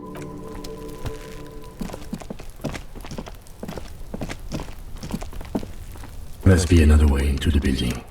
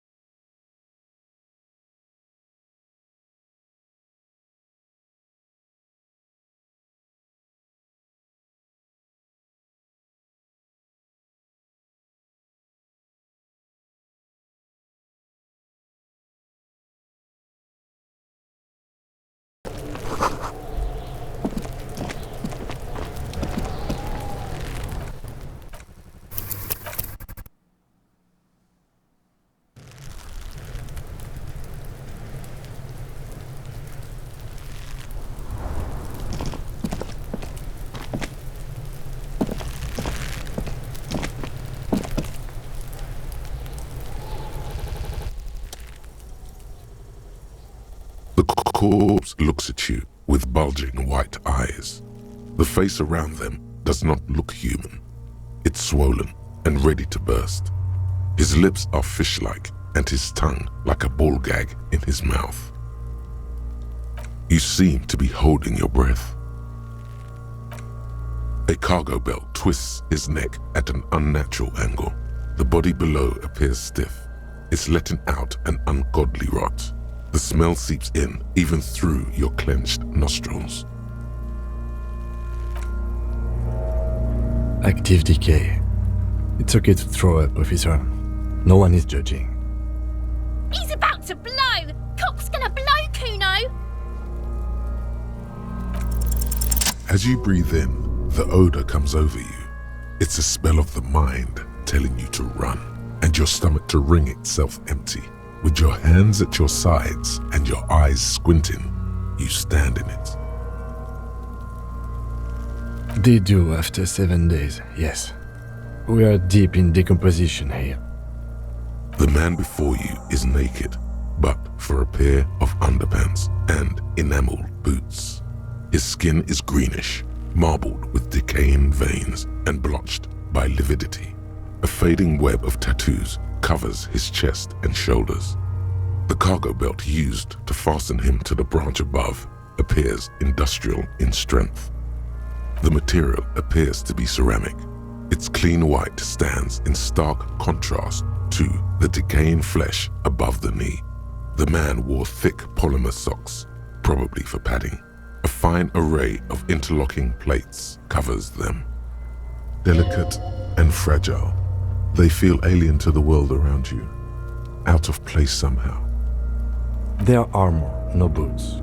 Technically speaking, these are sabatons. Ceramic plate, zirconium dioxide most likely. This is where the make would be. Under the heel, fair weather model T500 VE. I'm guessing that's vitreous enamel. This is advanced stuff. Piece by piece, he's been out here for 7 days. It would be odd if they didn't. We should keep a lookout for these pieces. The armor could yield information. Maybe he'll know something. No, he must have worn something precious underneath his clothes. They've removed all his clothes to get to it. They did not just strip him for the putrid rags.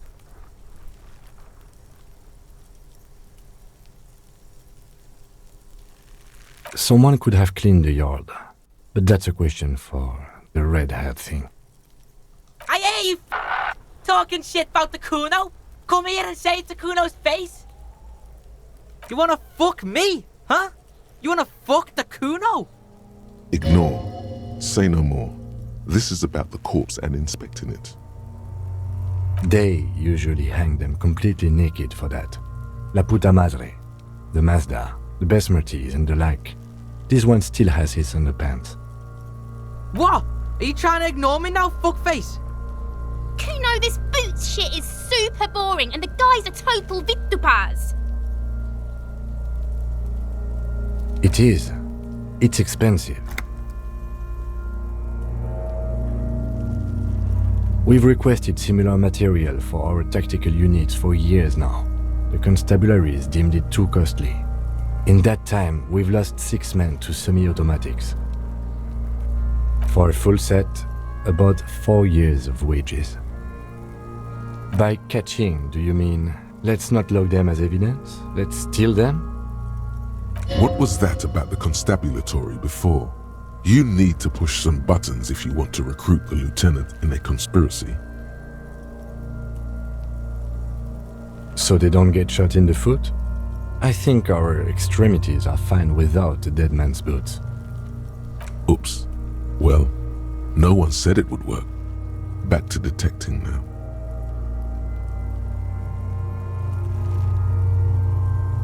It is. We've requested for a full set. As a wage, it's regrettable. It is. We've requested for a full bike. What was that about the constabulatory before? It means disciplinary hearing. It is. We've requested for a bike cat. What was that? Of course. It is. We've for a full set bike cat. What was that? So they don't get shot in the foot? Oops. Well, no one said it would work. That's for us to find out. My initial report on the area suggests he was a security guard for the harbor company, but that's just hearsay. Just something I scraped together from my station. An area report on Martinez. I'm sure you did the same. He's not actually sure of that. He's just being tactful. I agree. This equipment is way beyond what a guard can afford. That's for us to find out.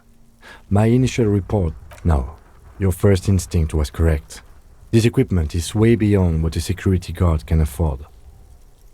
A small bell-like sound fills the air, like tapping on the side of a porcelain cup. The pry bar in your hand is itching for some action.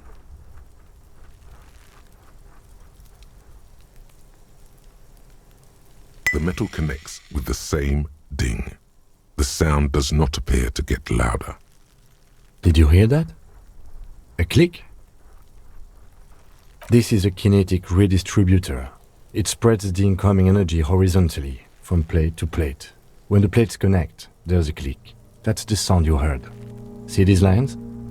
Faint, organic lines cover the plates where they separate into smaller ones. These plates then divide into smaller plates until there are hundreds of them. altogether. Like the scales of some ancient white monster, cracked and pearly. This feels dangerous. Are you sure? The stench fills your nostrils. As you push downward, an ominous creaking sound comes from above. Stop! Pig's gonna pull his head off. Brutal!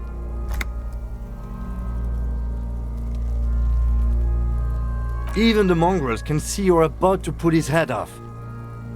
Do it, homo! Stop obsessing about your sexuality, officer. You are about to seriously compromise the coroner's case. What are you trying to achieve anyway? Why are you hanging on to that boot?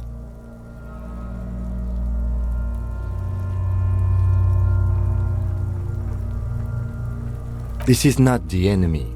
This is the deceased, the victim, in a murder investigation. That doesn't mean anything, detective. Besides, there's no way you're getting them off. All the organic matter in his body has been flowing down into the boots. They are fused to his feet now. Why do you think the locals haven't scavenged them yet? You're sure there's a way to peel them off, but first the body needs to be down. And second, it would probably be better if the lieutenant wasn't around. The anticipation makes you crack your fingers. Feels nice. Nice and cracky. Processing will take care of them. With the situation in the morgue, it will yield nothing. But we must pick our fights. Should we continue? The pry bar in your head. It's anything but. Faint, organic lines, like the scales of some ancient white The cadaver slowly twists on the cargo belt, his torso covered in tattoos, and extremities blotched pink and blue. The hangman's knot is pulled tight by the weight of the corpse below. Yellow, hard-edged polyester cuts into his neck. Above, a sliding buckle ties the belt to the branch. Oh my, there's something on the belt. A familiar word that speaks to the thirst within you. Vermilion, in yellow letters, along the length of the twisting cargo belt. Only a deep longing for vermilion golden spirits lets you decipher the fading logo of the local brewery. No, you should not get a drink. You should perform an initial inspection of the victim's corpse. We are on the raw part. Industrial strength, the kind used for tying cargo to lorries. Like in a circus, when the circus leaves town and they tie a black-spotted giraffe to the wall of a carry pen.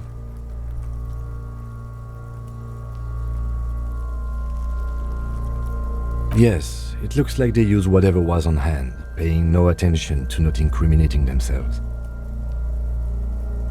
I'm still approaching this as a lynching, yes, motivated by the ongoing strike. You? No, you feel like it was something else. But what? Yes, it often is. This belt worries me. It's not merely polyester, it's steel reinforced. See these lines? This is where the wires run. I see rabbits for more than 20 strands. This makes getting him down much more problematic than I had assumed. A noose is one of those things that's easier to use one way around. I think they lassoed the branch, then pulled on the belt, buckle closes. It's what I would do. Seems easier than climbing up there. I'm still approaching. No. You feel. 70% of the cases I get are just filling in the blanks on the initial report. I'm still. No. You. We all are. The cadaver hangs from the cargo. An intricate web of blue lines stretches across the torso, from the right shoulder to the solar plexus. Each time they intersect, a small white star is formed in their crossing. Hundreds of fading asterisks riddle his skin.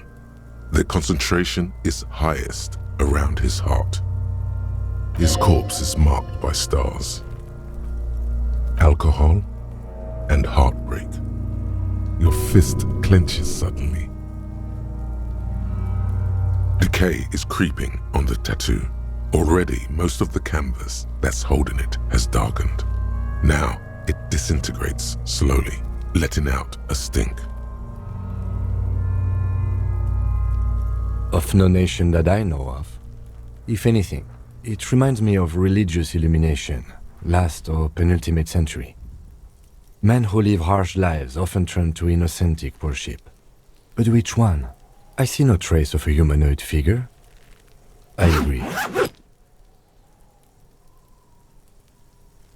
He takes a thin piece of milled aluminium from his coat pocket and pulls it open. Sounds like a sword being unsheathed. A small lens appears. Some sort of camera. A Trigger Sunshine. Mini. Shit, Kuno! What the fuck is that? An instant color camera.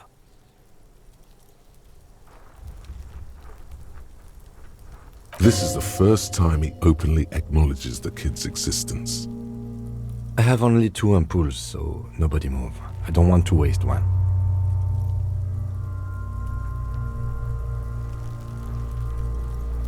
A sound, a shrill flash, followed by the breaking of a small ampoule of glass. You see streams of color pour onto the thick, glossy piece of paper, rolling out. In case we need it. Yes, it is pretty cool, isn't it? It contains insight to the victim's person. By his build, I'd say this was a man of physical violence. The story he wanted his body to tell was important to him. It is his letter, to us. Someone should decipher it. We'll need to show it around. Sure, just don't lose it. The glassy-eyed corpse looks by, his mouth mute and his skin as colorful as the chemical rainbow on the photo paper, teeming with opportunistic organisms. You've acquired an interactable item. Investigate this item further by going to the Interact tab in your inventory. His eyes are milky white and blind to the world, protruding comically from their sockets. There is no one home, just subaquatic terrors there. Dark brown hair grows on his head. His face is ready to explode from the organic processes inside. The death's head grin has passed. What remains is an unrecognizable mess. I'm gone.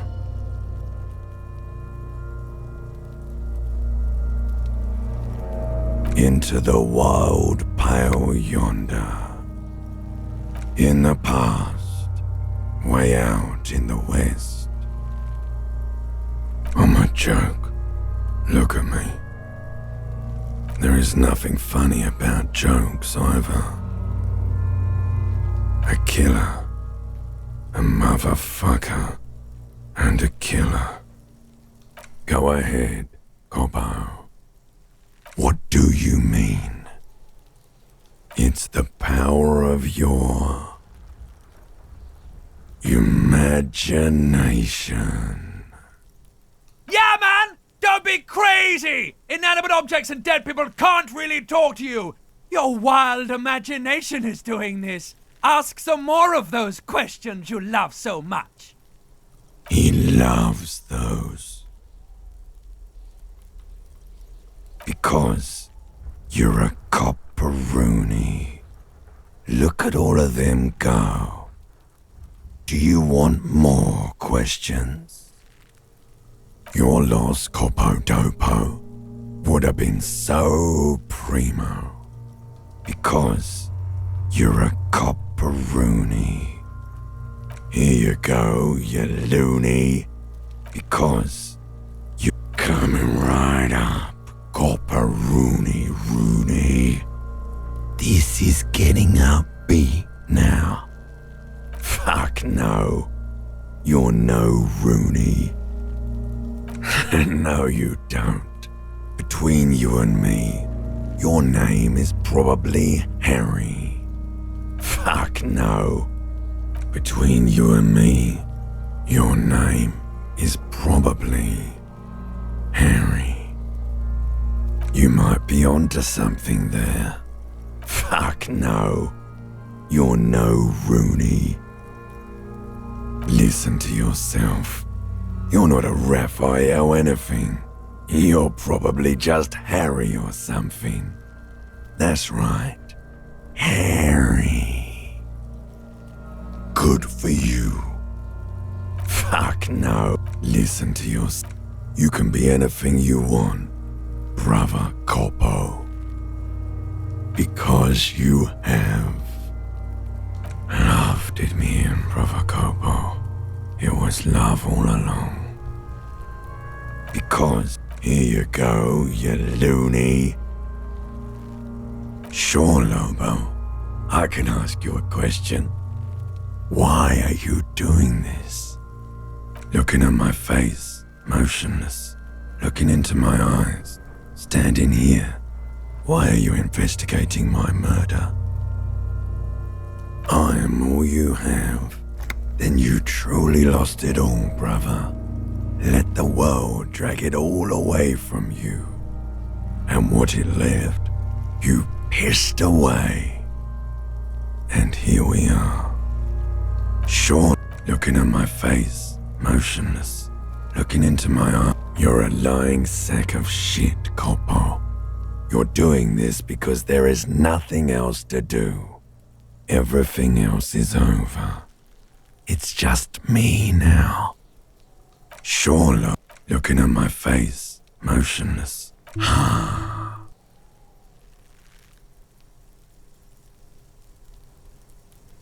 Something is on its way. Something hidden. It's coming. A miracle from the northwest, and it's almost here. You can feel it in the air, on your hands. The cold spring air smoothing them over. Do I remind you of someone? No, not quite. Be fair now. You sure I got out of that one, Coppellini? Do I remind you of someone? Sure I do. You just don't want to admit it. Do I remind you of someone? There you go. Look at that bright kid. We're birds of a feather, you and I.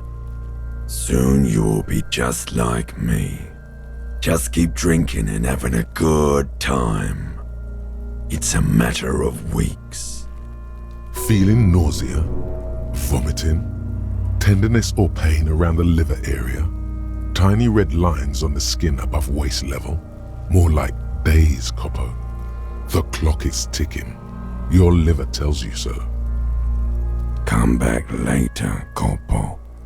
Amuse yourself with my frank manners and my memento mori features.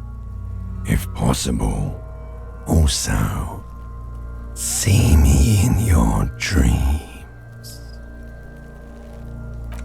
As you narrow your eyes, the monster before you blurs into a violent mess of green and pink. Only the lower extremities are pink with a dash of blue. His fatted hands, thighs, and his neck, just above the noose. The rest of the corpse appears dark green in the cold spring air. How should I know why you are squinting, officer? Oh. You are trying to assess lividity. The monster comes back into focus, an explosion of color, coursing with dark marbled veins. His stomach appears pregnant with something. Black liquid streams down his thigh and onto his boot. So, what do you think? I agree. There are crow's feet in his eyes. He's laughing silently. Totally dead. Absolutely. I agree. They're totally dead. No siree. I agree. They're totally dead. Dabadoob-doob dead. I agree. They're totally dead. He is. I think he was upright immediately after death. Blood has gathered in his hands and feet, and his neck. The noose acted like a tourniquet, keeping the blood in his head. The hypostasis here is in tune with the hanging. That's what I think. Everything here seems to corroborate that assumption, but we should still get him down before assigning a probable cause of death. I think the noose acted like a tourniquet, keeping the blood in his head. There's always a chance. We should check for ligament marks on his neck to see if they're in tune with the belt. We'll have to get him down first. I think the noose acted like a Yes, there's always a chance we are wrong. We should check for ligament marks on his neck to see if they're in The pool of blood and feces has eaten into the frozen mud below the man's feet. Purge liquid is dripping into it, drop by drop. The victim appears to have contained no more than half a kilogram of digestion at the time of death. The fuck he's saying? Talking about shit. Malicious laughter erupts in the yard. Sounds like seagulls. Big's head is a... The lieutenant's face is made of stone. The pool... The victim... The fuck... Talking about shit. Maybe. The pool... The victim... The fuck... Did we? I don't feel lucky. I do. Most of them are post-mortem. Maybe even all of them. The delinquents have made our jobs harder with their little sport. Stop talking in riddles, coin slot. It means you fucked him up good, Kuno. Fucked him up brutal-like. But there is no breath to catch. Only the cadaver filling the air and your nostrils. He slowly rotates before you, decomposing. Are you sure we finished the preliminary examination of the cadaver? We might miss some of these things once he's done. The cadaver slowly twists on the cargo belt, his torso covered in tattoos, and extremities blotched pink and blue. Of course. You have questions, don't you? Come back later, Corpo. Amuse yourself with my frank manners and my memento mori features. If possible, also, see me in your dream. Yes? Excuse me? Detective, if I may be frank. Oh, so you're an unaccountable wreck who has to be supervised? Except that I do. Did some you time? This is a police investigation. A moment passes. The lieutenant Kuno's got this. Oh yeah, Nappa Gumpy, Kuno.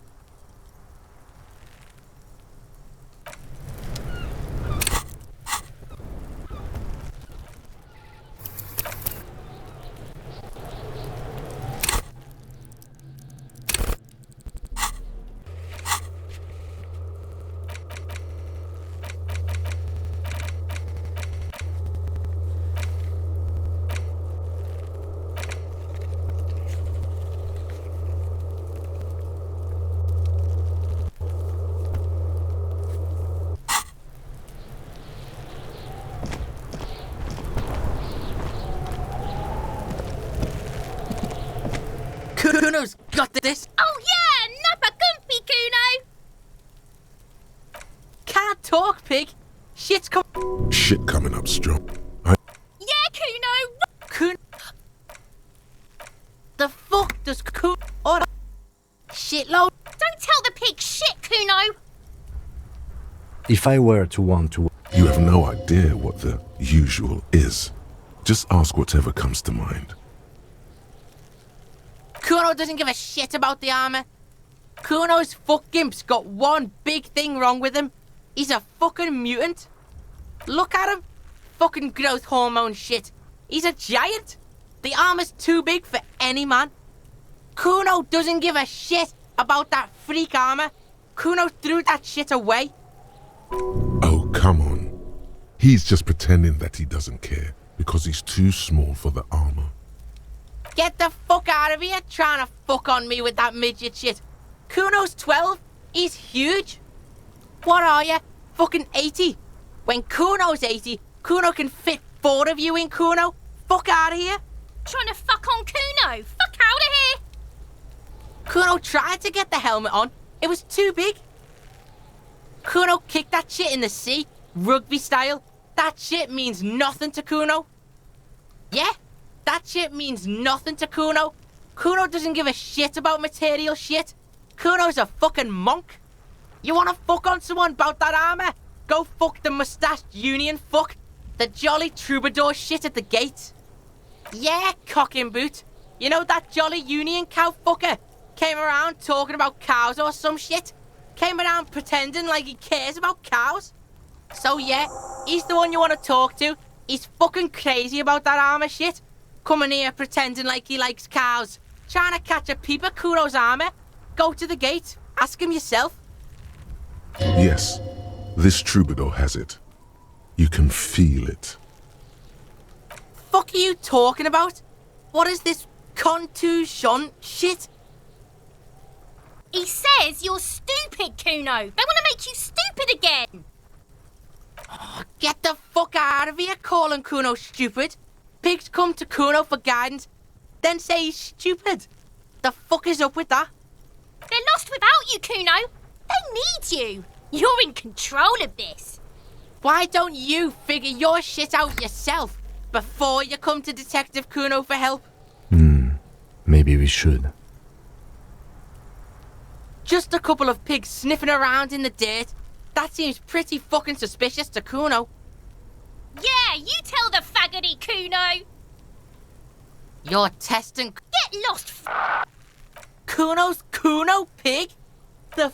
He looked... Watch out! Help! Help! He's got the... Help! Escalate! Pigs in here in Kuno! Somebody, please!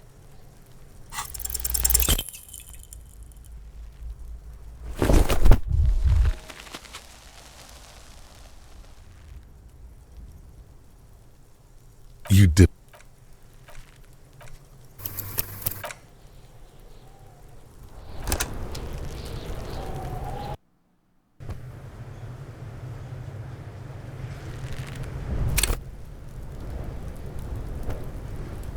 Kuno's... Oh yeah! Nappa Gumpy, Kuno!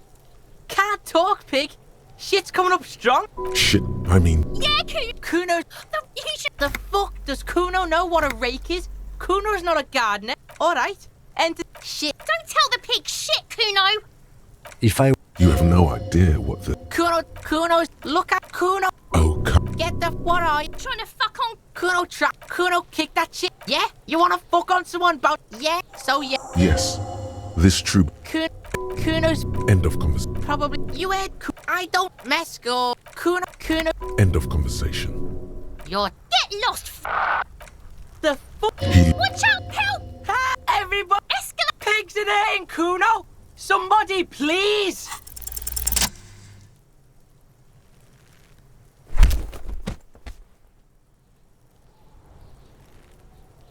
Thump. The blow connects surprisingly well, leaving your knuckles tingling. What?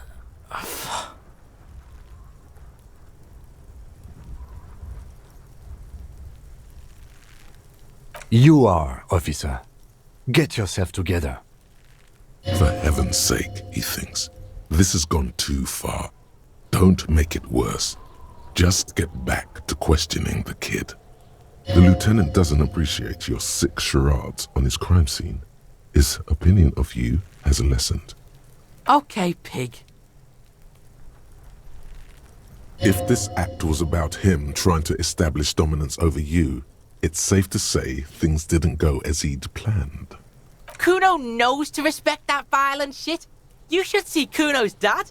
Kuno's dad doesn't give a shit about anything. The creature behind the fence has fallen ominously silent. Only her eyes are alive, jumping from actor to actor. Okay, pig. Talk to Kuno. We're back in this shit. The fuck do you want?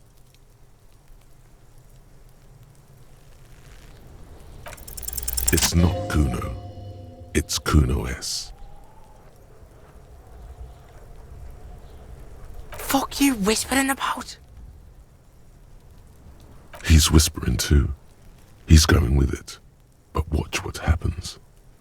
Fuck you whispering about! If Kuno wants to whisper, he's gonna fucking whisper, okay? Let's whisper, pig. This is it. You've got him. But be careful. You can still fuck this up. Don't make Kuno look bad in this.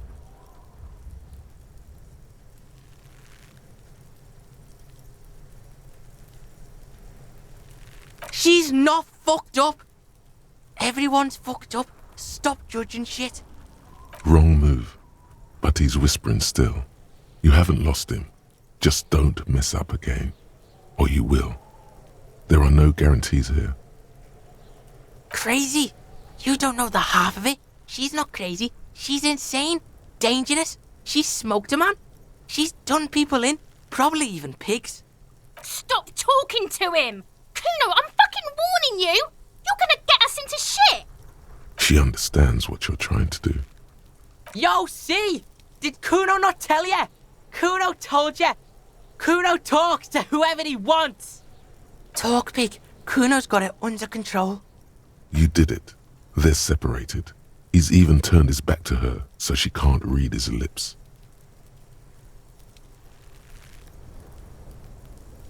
Fuck knows. She says it's the song of her people or some shit. Crazy people. The fucking Nakis. I don't know. Some things are too awful to dwell on. The Nakis and Runkaris might be some kind of defense mechanism. Kuno means she killed someone. That's right. She's a killer. Like, actually a killer. Are you getting this? You think I'm fucking telling you a joke here? How hard do you think it is to kill a fat ass? Sweet talk him, then knife him. She's probably killed a pig too. I mean, I'm pretty sure she has. Forget Kuno said that. Kuno was just shitting. Kuno was just running his mouth. Kuno's stupid like that. The creature peers at you both from over the fence. There is something searching in her eyes. Kuno means she killed someone. That's killing is serious shit. Kuno's always serious about the 488. She's probably killed a pig too. I mean, I knew you pigs were too naive for this shit. Good thing Kuno's got her under control. Kuno keeps her calm. The creature peers at you both from... Kuno means she killed someone. Fucking yeah. Kuno knows you don't want to face this right now. This dark shit. Kuno faces this shit every day. Makes Kuno's skin crawl. She's probably killed a... Forget... The creature peers at you both from over... Yeah, she would have liked to fuck him up, but she didn't. Kuno wasn't around, and C was with Kuno. Look, Kuno's gonna put you at ease. We didn't do it. He speaks the truth, my liege. Yeah, she's psycho. None of that kiddie psycho, cat burning shit. She does the real deal. Yeah. Snuff radio shit. Believe me, pig, you don't want to know. Yeah, she's psycho. Yeah, let's. Fuck knows, crazy people. Some things are too awful to dwell on. Fuck no, she's not my sister. She's just a stray who got in, like a mad dog or some shit. Yeah, she was just there. What was that, Kuno? She was in the hallway, dripping wet, by the fucking shoe rack, in the dark. Kuno's got no fucking idea. Her hair was all wet. I think she pissed on the floor too. She was there for 3 days, in the corner, every time Kuno went out. I don't know. Someone left the door open. Kuno comes home and she's sleeping under the desk, under the pile of clothes, like a dog. Kuno's dad doesn't give a shit. Doesn't even see her there, or thinks it's fucking Kuno. Shit's all on Kuno. Kuno S, two of a kind. 'Cause she fucking looks like Kuno. No one knows her name. Kuno told you this shit was psycho killer. How's Kuno dealing? Kuno's dealing just fine. He doesn't need you. fucking with any of it. C doesn't either. Kuno's got this shit under control.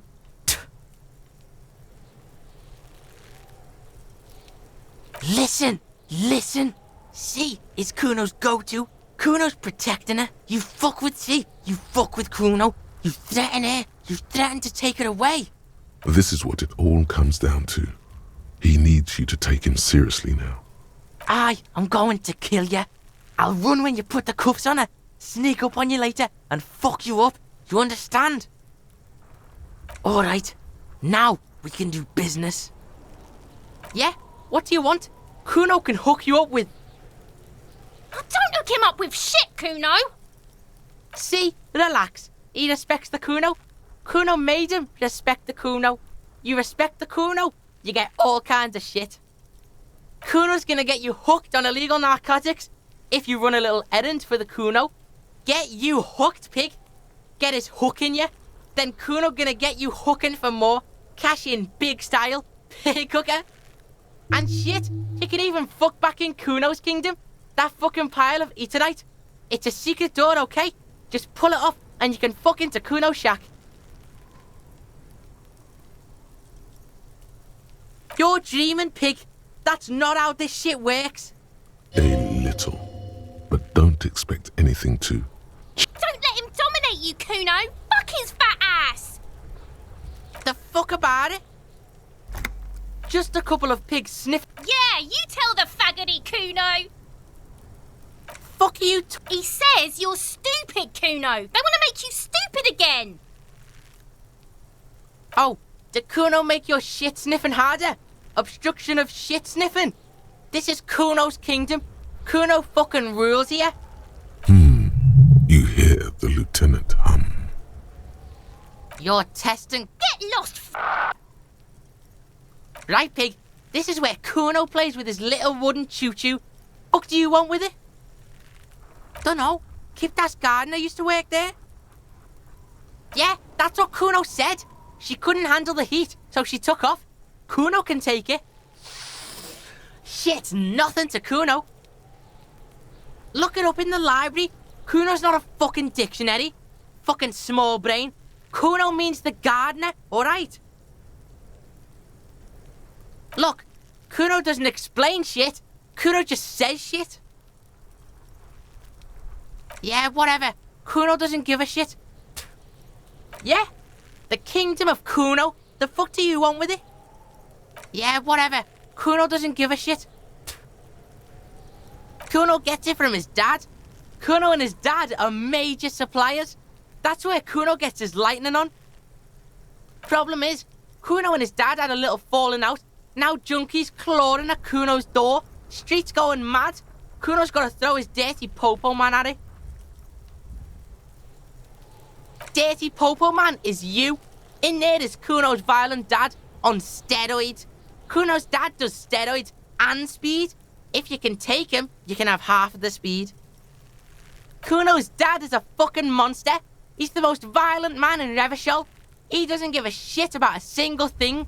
He drinks too.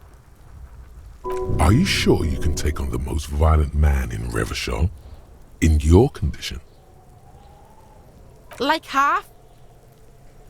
A baggie, but like in this vial. Fuck you talking about half a G? This shit is giant, grade A shit. So clean you can barely see it. You can barely see it because there's barely any. Okay, Kuno's listening.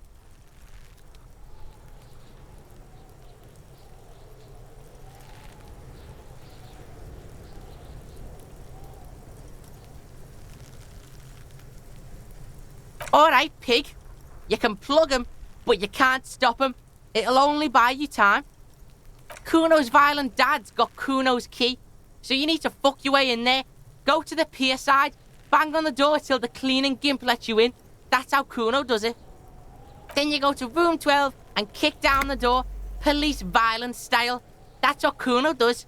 And then it's action time. You're locked in the room with violent fuckhead. That's it. Next time Kuno sees you, you better have his shit. What the hell are you signing us up for here?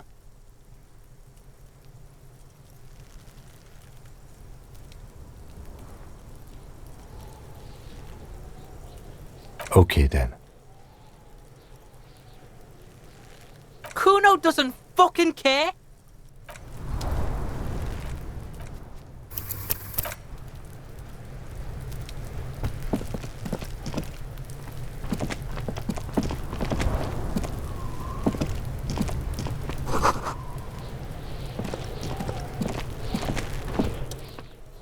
This trash container is locked. The sliding lid has a padlock that says, whirling in rags.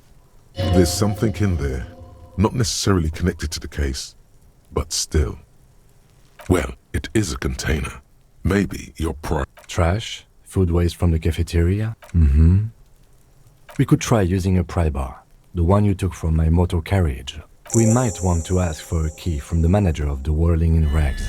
He probably has one. And force time isn't happening. You've jammed the pry bar under. There's a creaking sound as the pry bar slips under the lid. The quality. He's enjoying.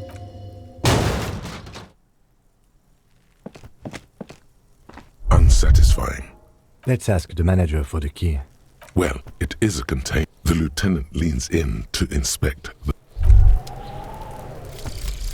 anti-object task force. Behold, the anti-object task force has assembled. God's avenging angel, arrayed against the lower emanations of the darkened one. Shoe racks, tape recorders, motor carriages, and doors. So many doors. You're not just pounding it all to pieces. You're reforging the universe, from the anvil of the heavens to the worms below. Indulge in it. Be bold. Have an impact on the shape of creation. Out of the furnace of your rage. A new reality. Also, you should trash your room again.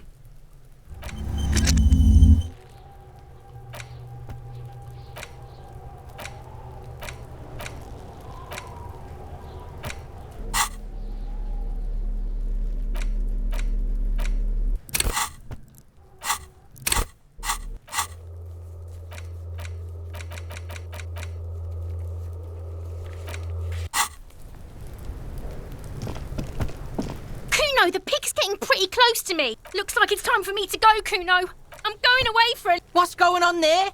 Fuck are you trying to pull, pig? I come from the woods, good Davidu. You don't want to go there with me. You don't want to see what I've seen. Don't be traumatizing here. Get the fuck out of here. I'll die before I squeal, pig. What's this kid shit? Fucking mind games. I'd rather... Get the fuck out of... I'll die before I squeal. Murder was the case they gave me.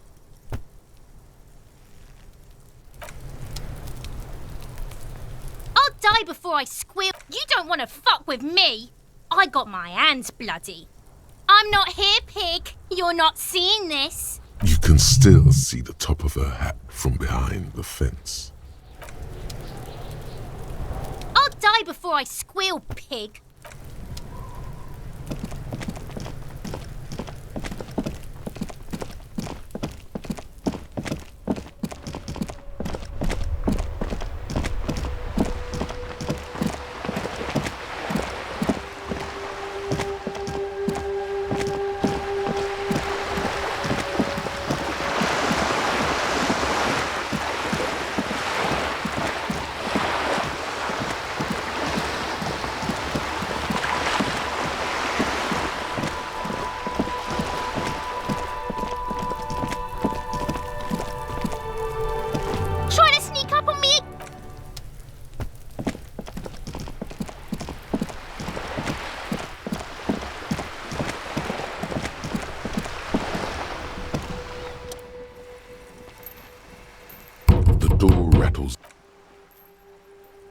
Stop banging on the door.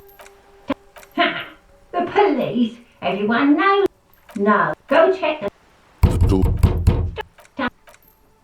Go. The door. Stop that. Ha! No. Go check the door. Stop banging on the door. Ha! No. I'm not the only one. Look, I've read books. The science of racial theory has all been proved, even if some people don't want to accept it. People who've studied these things say that you and me are superior by design. So, naturally, we Occidentals should be in charge. Obviously, you can see the merits in that. So, lately we Occidentals have experienced an unfortunate downturn when members of the superior race cease to believe in their innate superiority. They stop competing for resources. The problem? The damn kips are showing a real good game lately. Same with the mosquitoes. And the other introduced species too. They're on the precipice of cultural victory. It's what the kips of Boogie Street are going for, right under our noses. And the others too, on the radio. Heard any chansons lately? Heard any motetos or leader? No. Dominating culture is how they plan to win. They say so themselves. It's true. Also, you need to realize the dangers of mixing races. Who knows what might happen if people don't stay in their birthplace? You might end up with a new sub-race, with unknown characteristics, leading to extra competition. That's why you've got to control the offspring. Don't push your luck, Runt. Looking for something, Runt? Come to tell me to fuck off again? Oh, not much anymore. I'm here to pick up some cargo, but the dock workers are on strike, so it's a sit and wait on your ass situation. The strike? Oh, they've been at it for a while. A month, 2 months maybe. But this here is just the last week or so. Apples? Yeah, apples? I take it you had other questions? He's given you the runaround.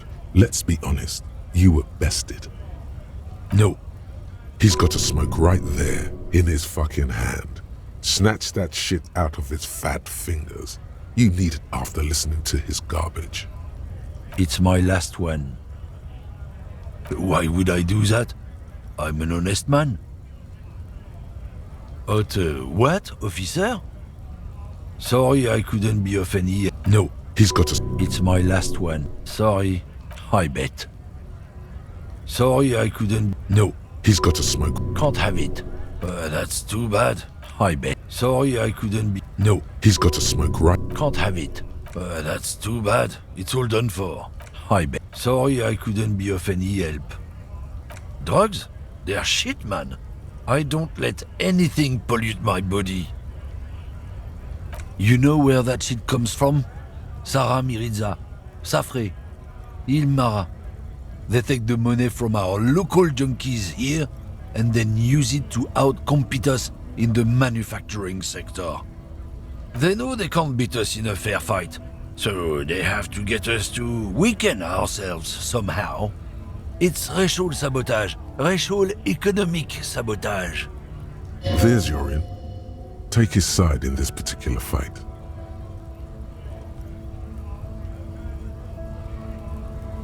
Not in, not out. I'll never betray the purity of my tribe. So you're telling us that you don't know anything about drug smuggling through Terminal B? I don't know shit. And if I did, I wouldn't tell you. What do you think? I can't leave the lorry unguarded. Stuff's been getting looted lately. It's those little kips sneaking around at night. If they touch my stuff, the bosses will be on my ass like ass cancer. There was a bunch of spilled boxes in the back of a big lorry nearby. Yeah, I knew that guy. He was an honest driver who loved his country. We were having a good debate about genetics at the Wheeling in Rags when some kip boys smashed his lock and took damn near everything. Lost his fucking job over it. Since he left, I haven't had anyone to talk to.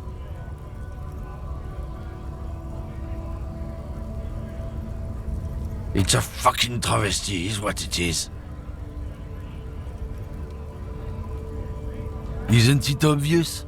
Fucking Sealang, that beady-eyed South Samaran. His little side business is a scam. I wouldn't be surprised if he was peddling drugs as well. He's a Samaran guy who likes to pretend he's some kind of businessman. Really, he's just selling his employer stuff. Stuff he stole after he broke the seals on his Humanox lorry.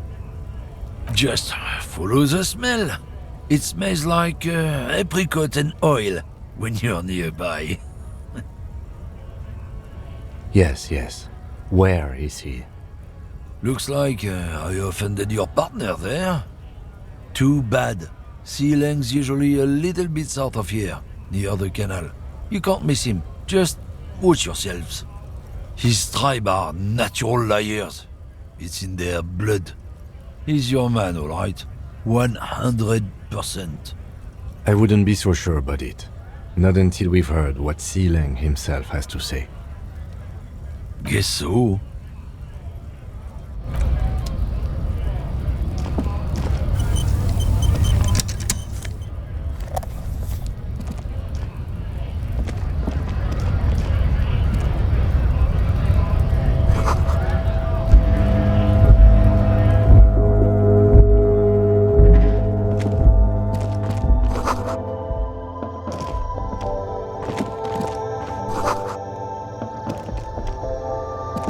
The tear machine stands in the corner. A sign says, 1 bottle equals 10 cents. Oh, that's the tear machine. It's a machine for tear. You know, you find tear outside, like bottles or whatever, and put it in the machine, then it gives you money. You need a bag, I guess. We used to have some, but we gave them all out, so feel free to use it if you find a bag, though. I'm sure there are some out there, somewhere.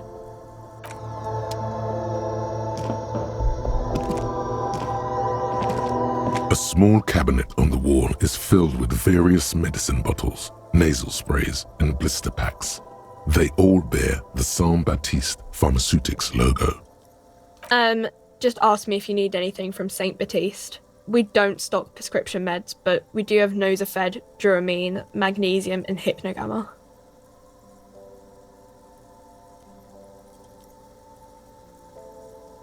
I don't know. Let's see. Nosafed is a nasal spray. Duramine is a really good painkiller. Magnesium is a dietary supplement. Hypnogamma is... I don't really know what Hypnogamma is. I guess it makes you feel less shit. It's recommended to use after lots of partying, studying, or exercising. No, sorry. I'm not like a doctor or anything. Nosafed heals +1 health. Saint Baptiste, you know, the pharmaceuticals company. Saint Baptiste Pharmaceuticals, the one that sells meds out of Saint Baptiste. That one. There.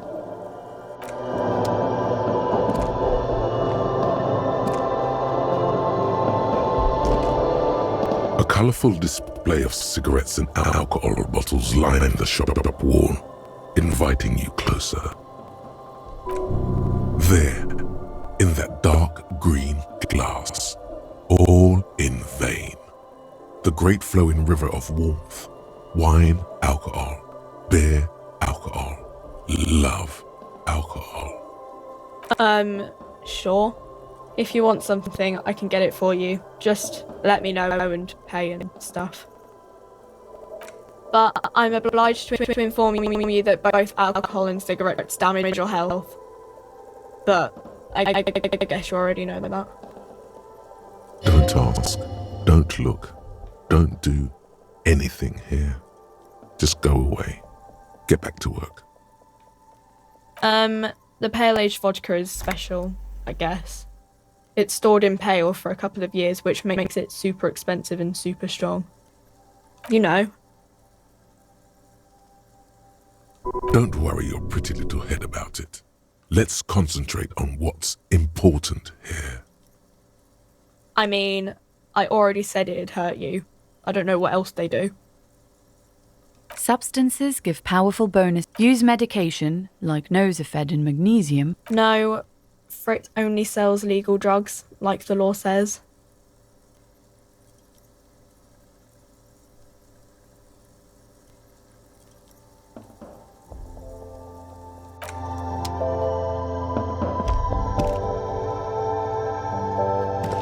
Welcome to Frit. Feel free to look around or something. Everything is out on the shelves. I don't know. Frit? A 7 to 11 grocery store? I think they think that the extra tea makes it funkier. It doesn't. Okay. I'm not really supposed to be chatting to anyone, but... I don't really know anything. I mean, I know it's there, but I haven't seen it, so... Not really. No. I didn't know him at all. I don't know really long. I don't know. No need to worry. It's just standard procedure for us to ask around. If you hear anything, let us know, okay? Okay. Uh-huh.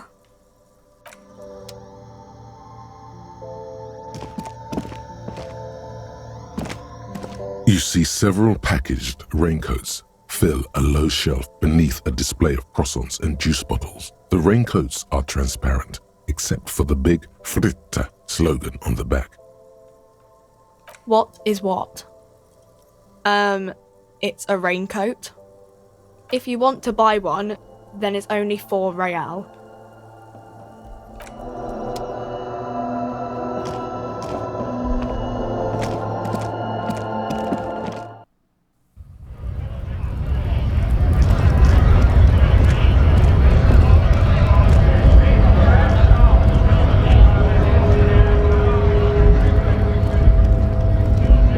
Bastards! We have a right to work! Hold up and stay frosty, everyone. Cops are here. You here to fuck with us? Beat the honest worker down. We're here to fight for a cause. Stripes usually have problems with people who have causes. Ha! Couldn't handle us. Cause gives the workers strength, gives them power. We have a right to work! Besides, we're not that different. It helps if people see us talking, cops and strikebreakers together. Shows authorities are on our side. Builds confidence. Rights of people, rights of workers, to have gainful employment, to make a salary, and feed their families. Might be time. Don't let the fat bastards tread on you. Cops tend to side with the higher-ups, but you're essentially still workers. I don't trust cops, but I can see you understand the right to work! Right to work! Maybe you should ask them the questions, like why we're not allowed to make a living here. Shame on you! We have families to feed, you piece of shit. So do we, Scott.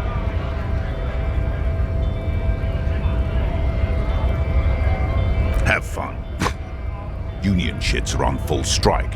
Don't think they're going to let you through the gates. I'm trying to meet their fat boss.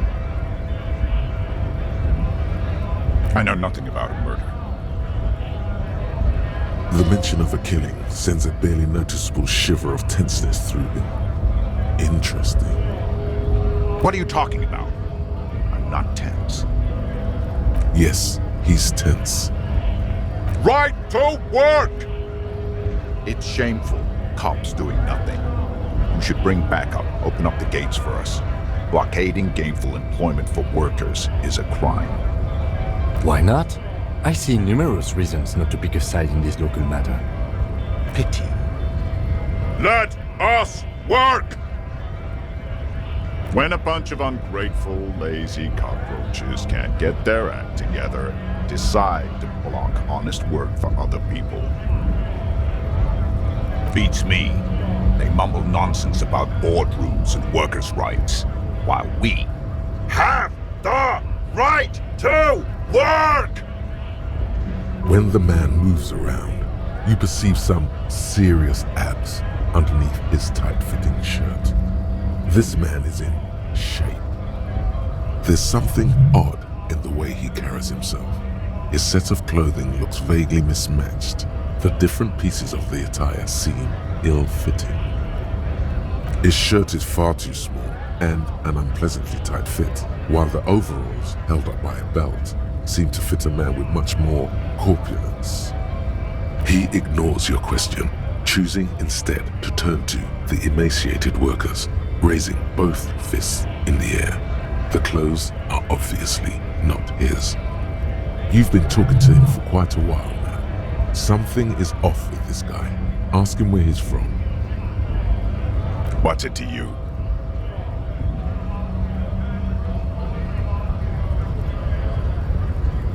No, don't think we've met before.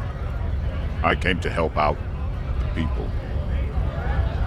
We're all workers, right? Workers stick together. Came from the eminent domain, in Jamrock. Backgrounds in odd jobs, heavy lifting, cargo hauling, bouncer work. I know the drill.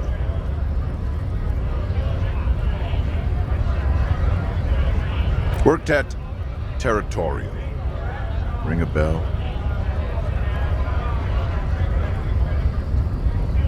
We're done here. I have a strike to break. Right to work! Right! Things are busy enough. You're going to waste less of my time? The hulking man oozes stark skepticism. When a beats me. When there's something is sure, he ignores your question, choosing honest men and women with rights to work, to be useful, not toys for corporate interests. We came here to help the harbor run smoothly in time of crisis. If union fucks don't want work, they ought to let in those who do want work. I have a question. Why do all these men follow your leadership? You think they follow because I'm big and loud? No. They follow the rules of the market, the rules of the economy, because they were given a job to do! We were promised work. We'd be in there, working, if the bastards hadn't shut the gates. Main gate's locked. Would take heavy ordnance to bust it open. Could try to get in through the secretary's office. Door's locked. The guard's blocking the way to the access panel. And I don't mean the scrawny mess punk either. I mean head measurer. Or whatever he is. Huge Seminese guy standing up there on the overhead passage. Won't let anyone by. The access panel is right behind him. Bad. Standing on a narrow bridge, he's got a strategically advantageous position. And he's trained. I don't know how the Union has a trained killer up there. But that one's no joke, and my men are tired and hungry. They're workers, not fighters. Why don't you go arrest them instead? I'm sure they've done plenty of criminal shit. They have that look. It would be better for the neighborhood if you went home, at least for now, if you can't get in anyway. No! They will give up eventually. Or get drunk. Leave the button unguarded. Then we charge. We were promised work. The physically impressive. We were main gate, and I don't mean the scrawny like civilized. It would be better. No! They will.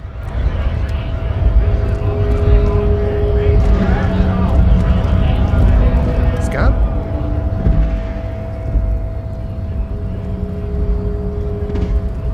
A kind of a worm, content with mere survival. They come, they want to do our job for shittier pay, screwing over both themselves and us. Everybody loses. Beats me. Somewhere in the ground, I think. Gotta be bloody stupid or freaking evil to scab. Or I guess scared, maybe. But scared of what? Of who? Personally, I'd rather beg than scab. If the gentleman shouting on the street came begging, maybe they'd have gotten something. Sometimes you gotta do what you gotta do. These scabs ain't begging. They ain't holding on to their integrity. A kind of a worm, content with mere survival. They come, they want to do our job for shittier pay. Gotta be blood. Personally, I'd rather beg than scab. We've explained the matters, but they don't listen. This lot would be reasonable and go home if the big guy wasn't riling them up all the time. Good one, officer. Don't worry, we here have solidarity with the RCM. Imagine, you cops going on a strike, but then another cop comes in and says, let us cop for less money. Speaking of, what brings the RCM here? To the Wild North? Come to see the strife? Murder, huh? That sounds like a lot of hard work. You'd never see me investigating a murder. I don't believe you. Post L'Aventurier said the same thing. They tried to get me to be their postman. So fun, so easy, they said. It's just walking. It wasn't. I'm doing much better here at the harbor, being an honest union man with a lot of free time on his hands. Murder, huh? That sounds like a lot of hard work. Probably not. I wouldn't even know where to start with that. Much better here at the harbor, for an honest murder, huh? That sounds like a lot. That's okay. I have no idea what I'm doing either. I don't even know what day it is. Don't tell me. It's a better day that way. Murder, huh? That sounds like a lot of hard work. Of course, Policia. It wasn't me. You can rule me out. Easier that way. Should we? He's nice. I don't like nice. He didn't do it. It's the truth. The little boy had the good on his promise. To get me into trouble. To sick the pigs on me, pardon the choice of words. Not mine. What happened? I was asked to look into that armor situation. Official union probe, you know. Track it down, see who took it. Did you? At first I thought, why not? Maybe the pieces can feed the strike. Buy us a few more days under the sun, you know? So I went to this boy. He said he'll make me his prison bitch. He's got eyes everywhere, and the cops in his pocket, and he's the king of Jamrock. Serves me right for doing menial footwork. I dropped that probe right then and there, and it still got me into trouble. One bad move is all it takes. It's a minor nuisance. It's all good. He thinks, not yet. Better to get this business out of the way. Sweeter then. I learned that people don't want to talk to a drunk union man about some armor. What else? Not much. Technical stuff mostly. That was the interesting part. I did some research into this armadura. Let's say I have friends at the library. I didn't get into the material science, just how it comes off. How does it come off? In parts. 4 in total. The helmet was the first to go. The kid says he tore it off and kicked it into the sea. I believe him. The boots were still on the guy last I saw. Too hard to remove. So, as I count, there are 2 parts missing. The gauntlets and the cuirass. This is where I left off. Too much hassle. More like a job for some militia. Oh, they're just gone. They don't exist anymore, if they ever did at all. Forget about them. I did. Nice and balanced. Some junior officers can take care of the rest. Smart choice. It's only that one spot you need armored too. The one the bullet hits. I did some research into... How does it? In part. So, as I count, there are 2 parts missing. The gauntlets and the cuirass. This is where I left off. Too much hassle. More like a... Yes, you said as much. I did some research... How does... In part. So, as I count... I agree, officer. Let's focus on the hanging, and later some junior officers can take care of the rest. Nice. From what I learned, there was a very heavy bore. No problem. If you see that kid, thank him from Call Me Mañana. Thank him for showing me the way. He is sincerely grateful he is not tracking down pieces of armor right now. My friend, I respect the right to roam. The open range awaits. I don't operate in that capacity. I'm not a granter of passage. The passage grants itself. I walk right past Measurehead and go in. Yeah, the 2.5 meter tall Semini supremacist there. Walk right past him, then press the button to unlock the door, then go past him again, and you enter the arbor through the office. Está. Don't worry, I'm sure it's not completely impossible. For example, you could best Measurehead in a physical confrontation, or you could convert to a Semini supremacist worldview, or maybe it actually is completely impossible. Not yet, no. He's incredibly strong. Nothing a couple of solid hooks from Dexter and Sinister won't fix. Jean-Luc himself would say the philosophy has proven overly heroic for the scabs to convert to. Not enough intuition. Sure. Sure thing, my friend. I can help you out. The coin narrowly slips by your outstretched fingers and falls to the ground. Oh, I'm sorry. Didn't mean to throw it like that. It's a thing we harbor folk do, passing around cargo and such. Was not meant as provocation or ridicule. The boyadero stares at you with respect, then gestures towards the trickles of blood adorning your clothes.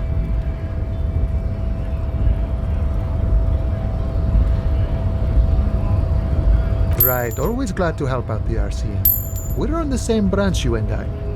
Humans, I mean, not slithering scabs. You know, serious business. I'm sure the big boss will be glad to tell you. You'll have to ask him first. He's a chatty guy. Wants to talk about the strike. Return once you've met the union boss and are on a better footing with the organization.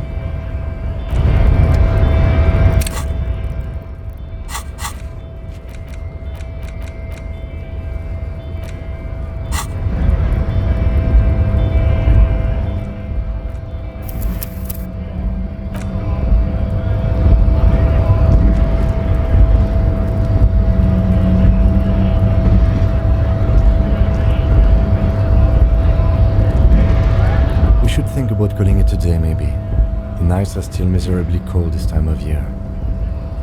You should take care of that then. I'll also take a room at the Whirling. One cannot get much closer to the crime scene. He's proud of you for getting your act together and finding a way to pay back what you owe.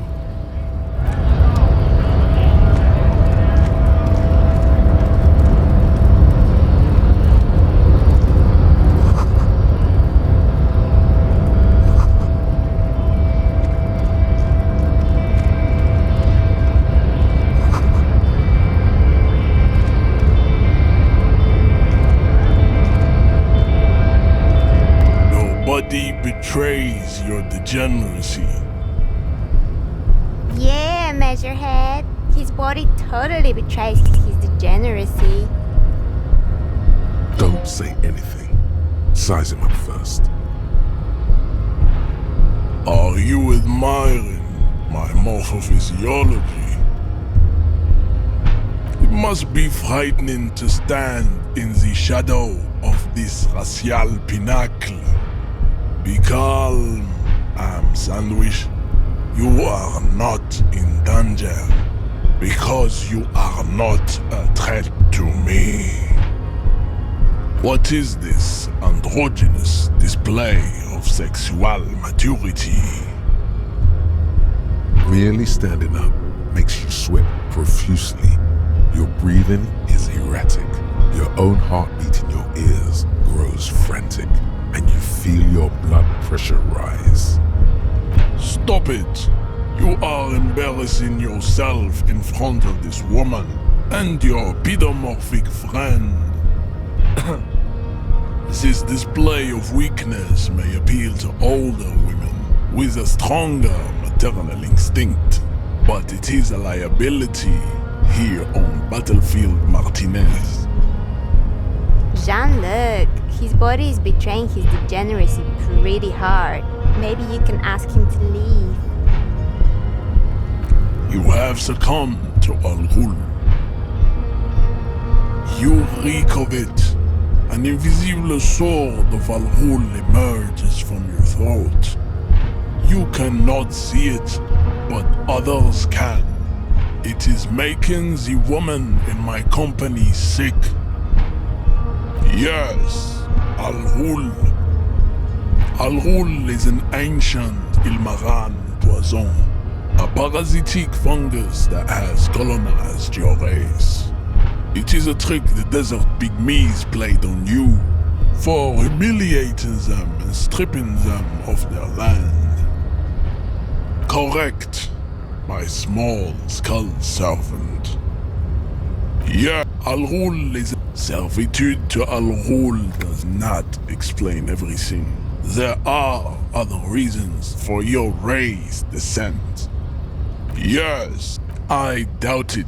Yeah, Al Ghul is in your life, and the life of your race revolve around Al Ghul. It has everything to do with why you're here. It's not good. It's like a rat crawled into your stomach, got drunk and drowned. No, you don't. You need to get another drink. Occidental Haplogroup B4 is done giving orders around here. The influence of the ham sandwich race is waning. Show him the ham still got it. Willingly calling yourself a ham sandwich, how far the Occidental Haplogroup has fallen. You were once a noble and powerful race. You gave the world eugenics, electricity, and powerful weapons of war like missiles and aerostatic aircraft. You made great gains in metallurgy, race theory, and statecraft. You dominated lesser cultures, like the deformed Hemians and the inexplicably potato-obsessed Quakers. But now your ascent to the genetic summit has halted. You are obsessed with sadness and with frivolous pop culture. You will be superseded. Isn't that right, babe? It is, baby, yeah. You know it. There is a button right behind him, just out of reach. It must be the one that opens the door to the harbor.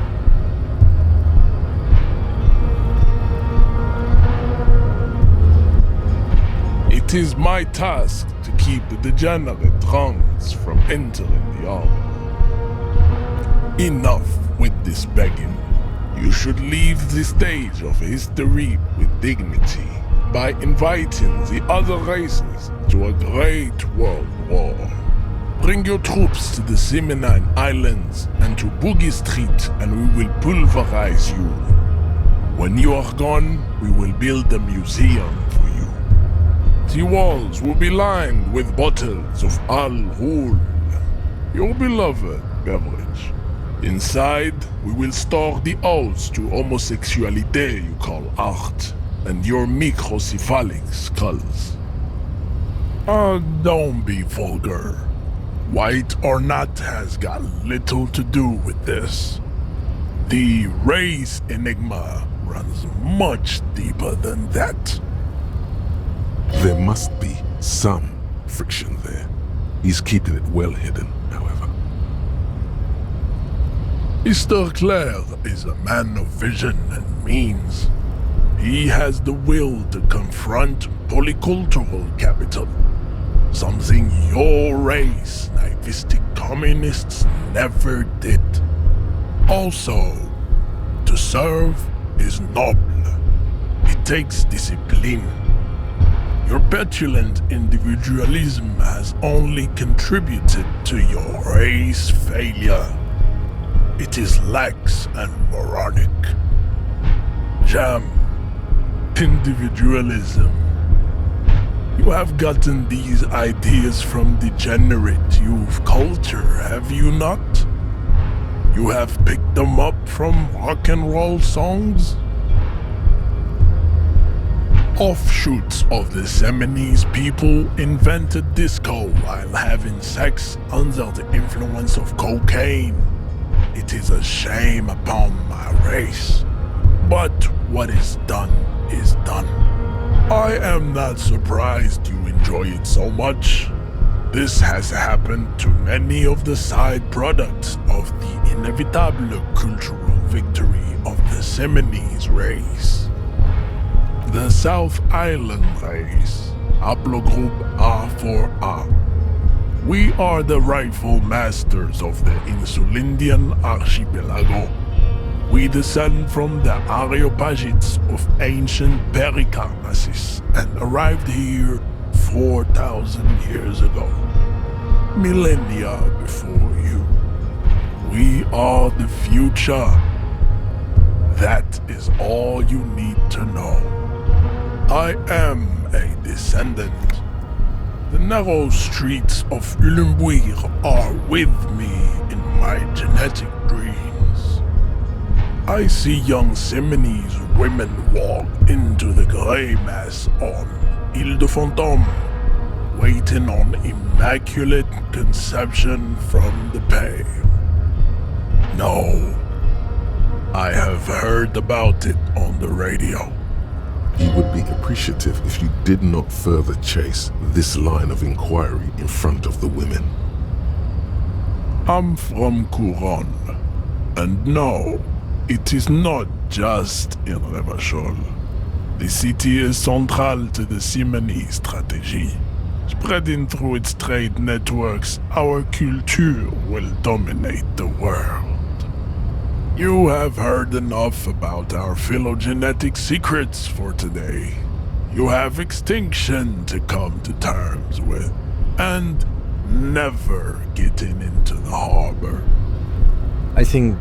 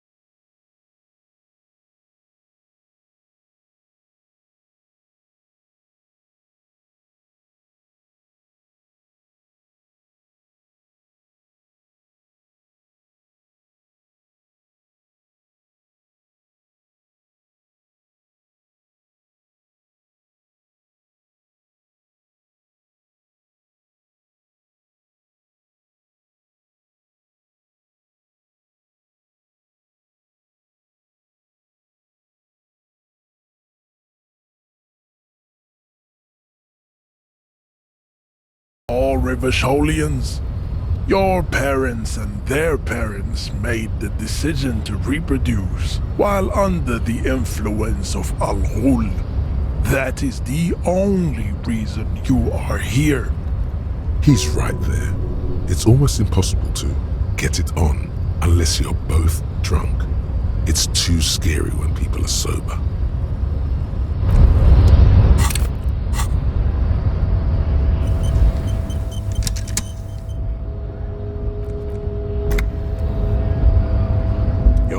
descent has only worsened since I last saw you. You have really let yourself go.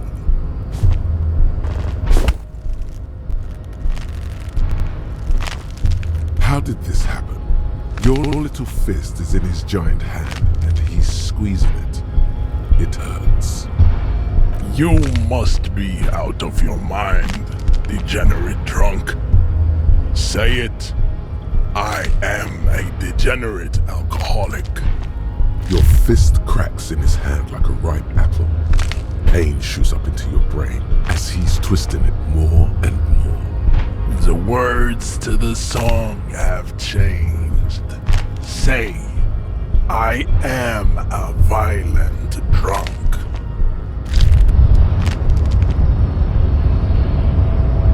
You feel something in your chest, an unnatural pressure. It's spreading to your left arm, your jaw. All you cops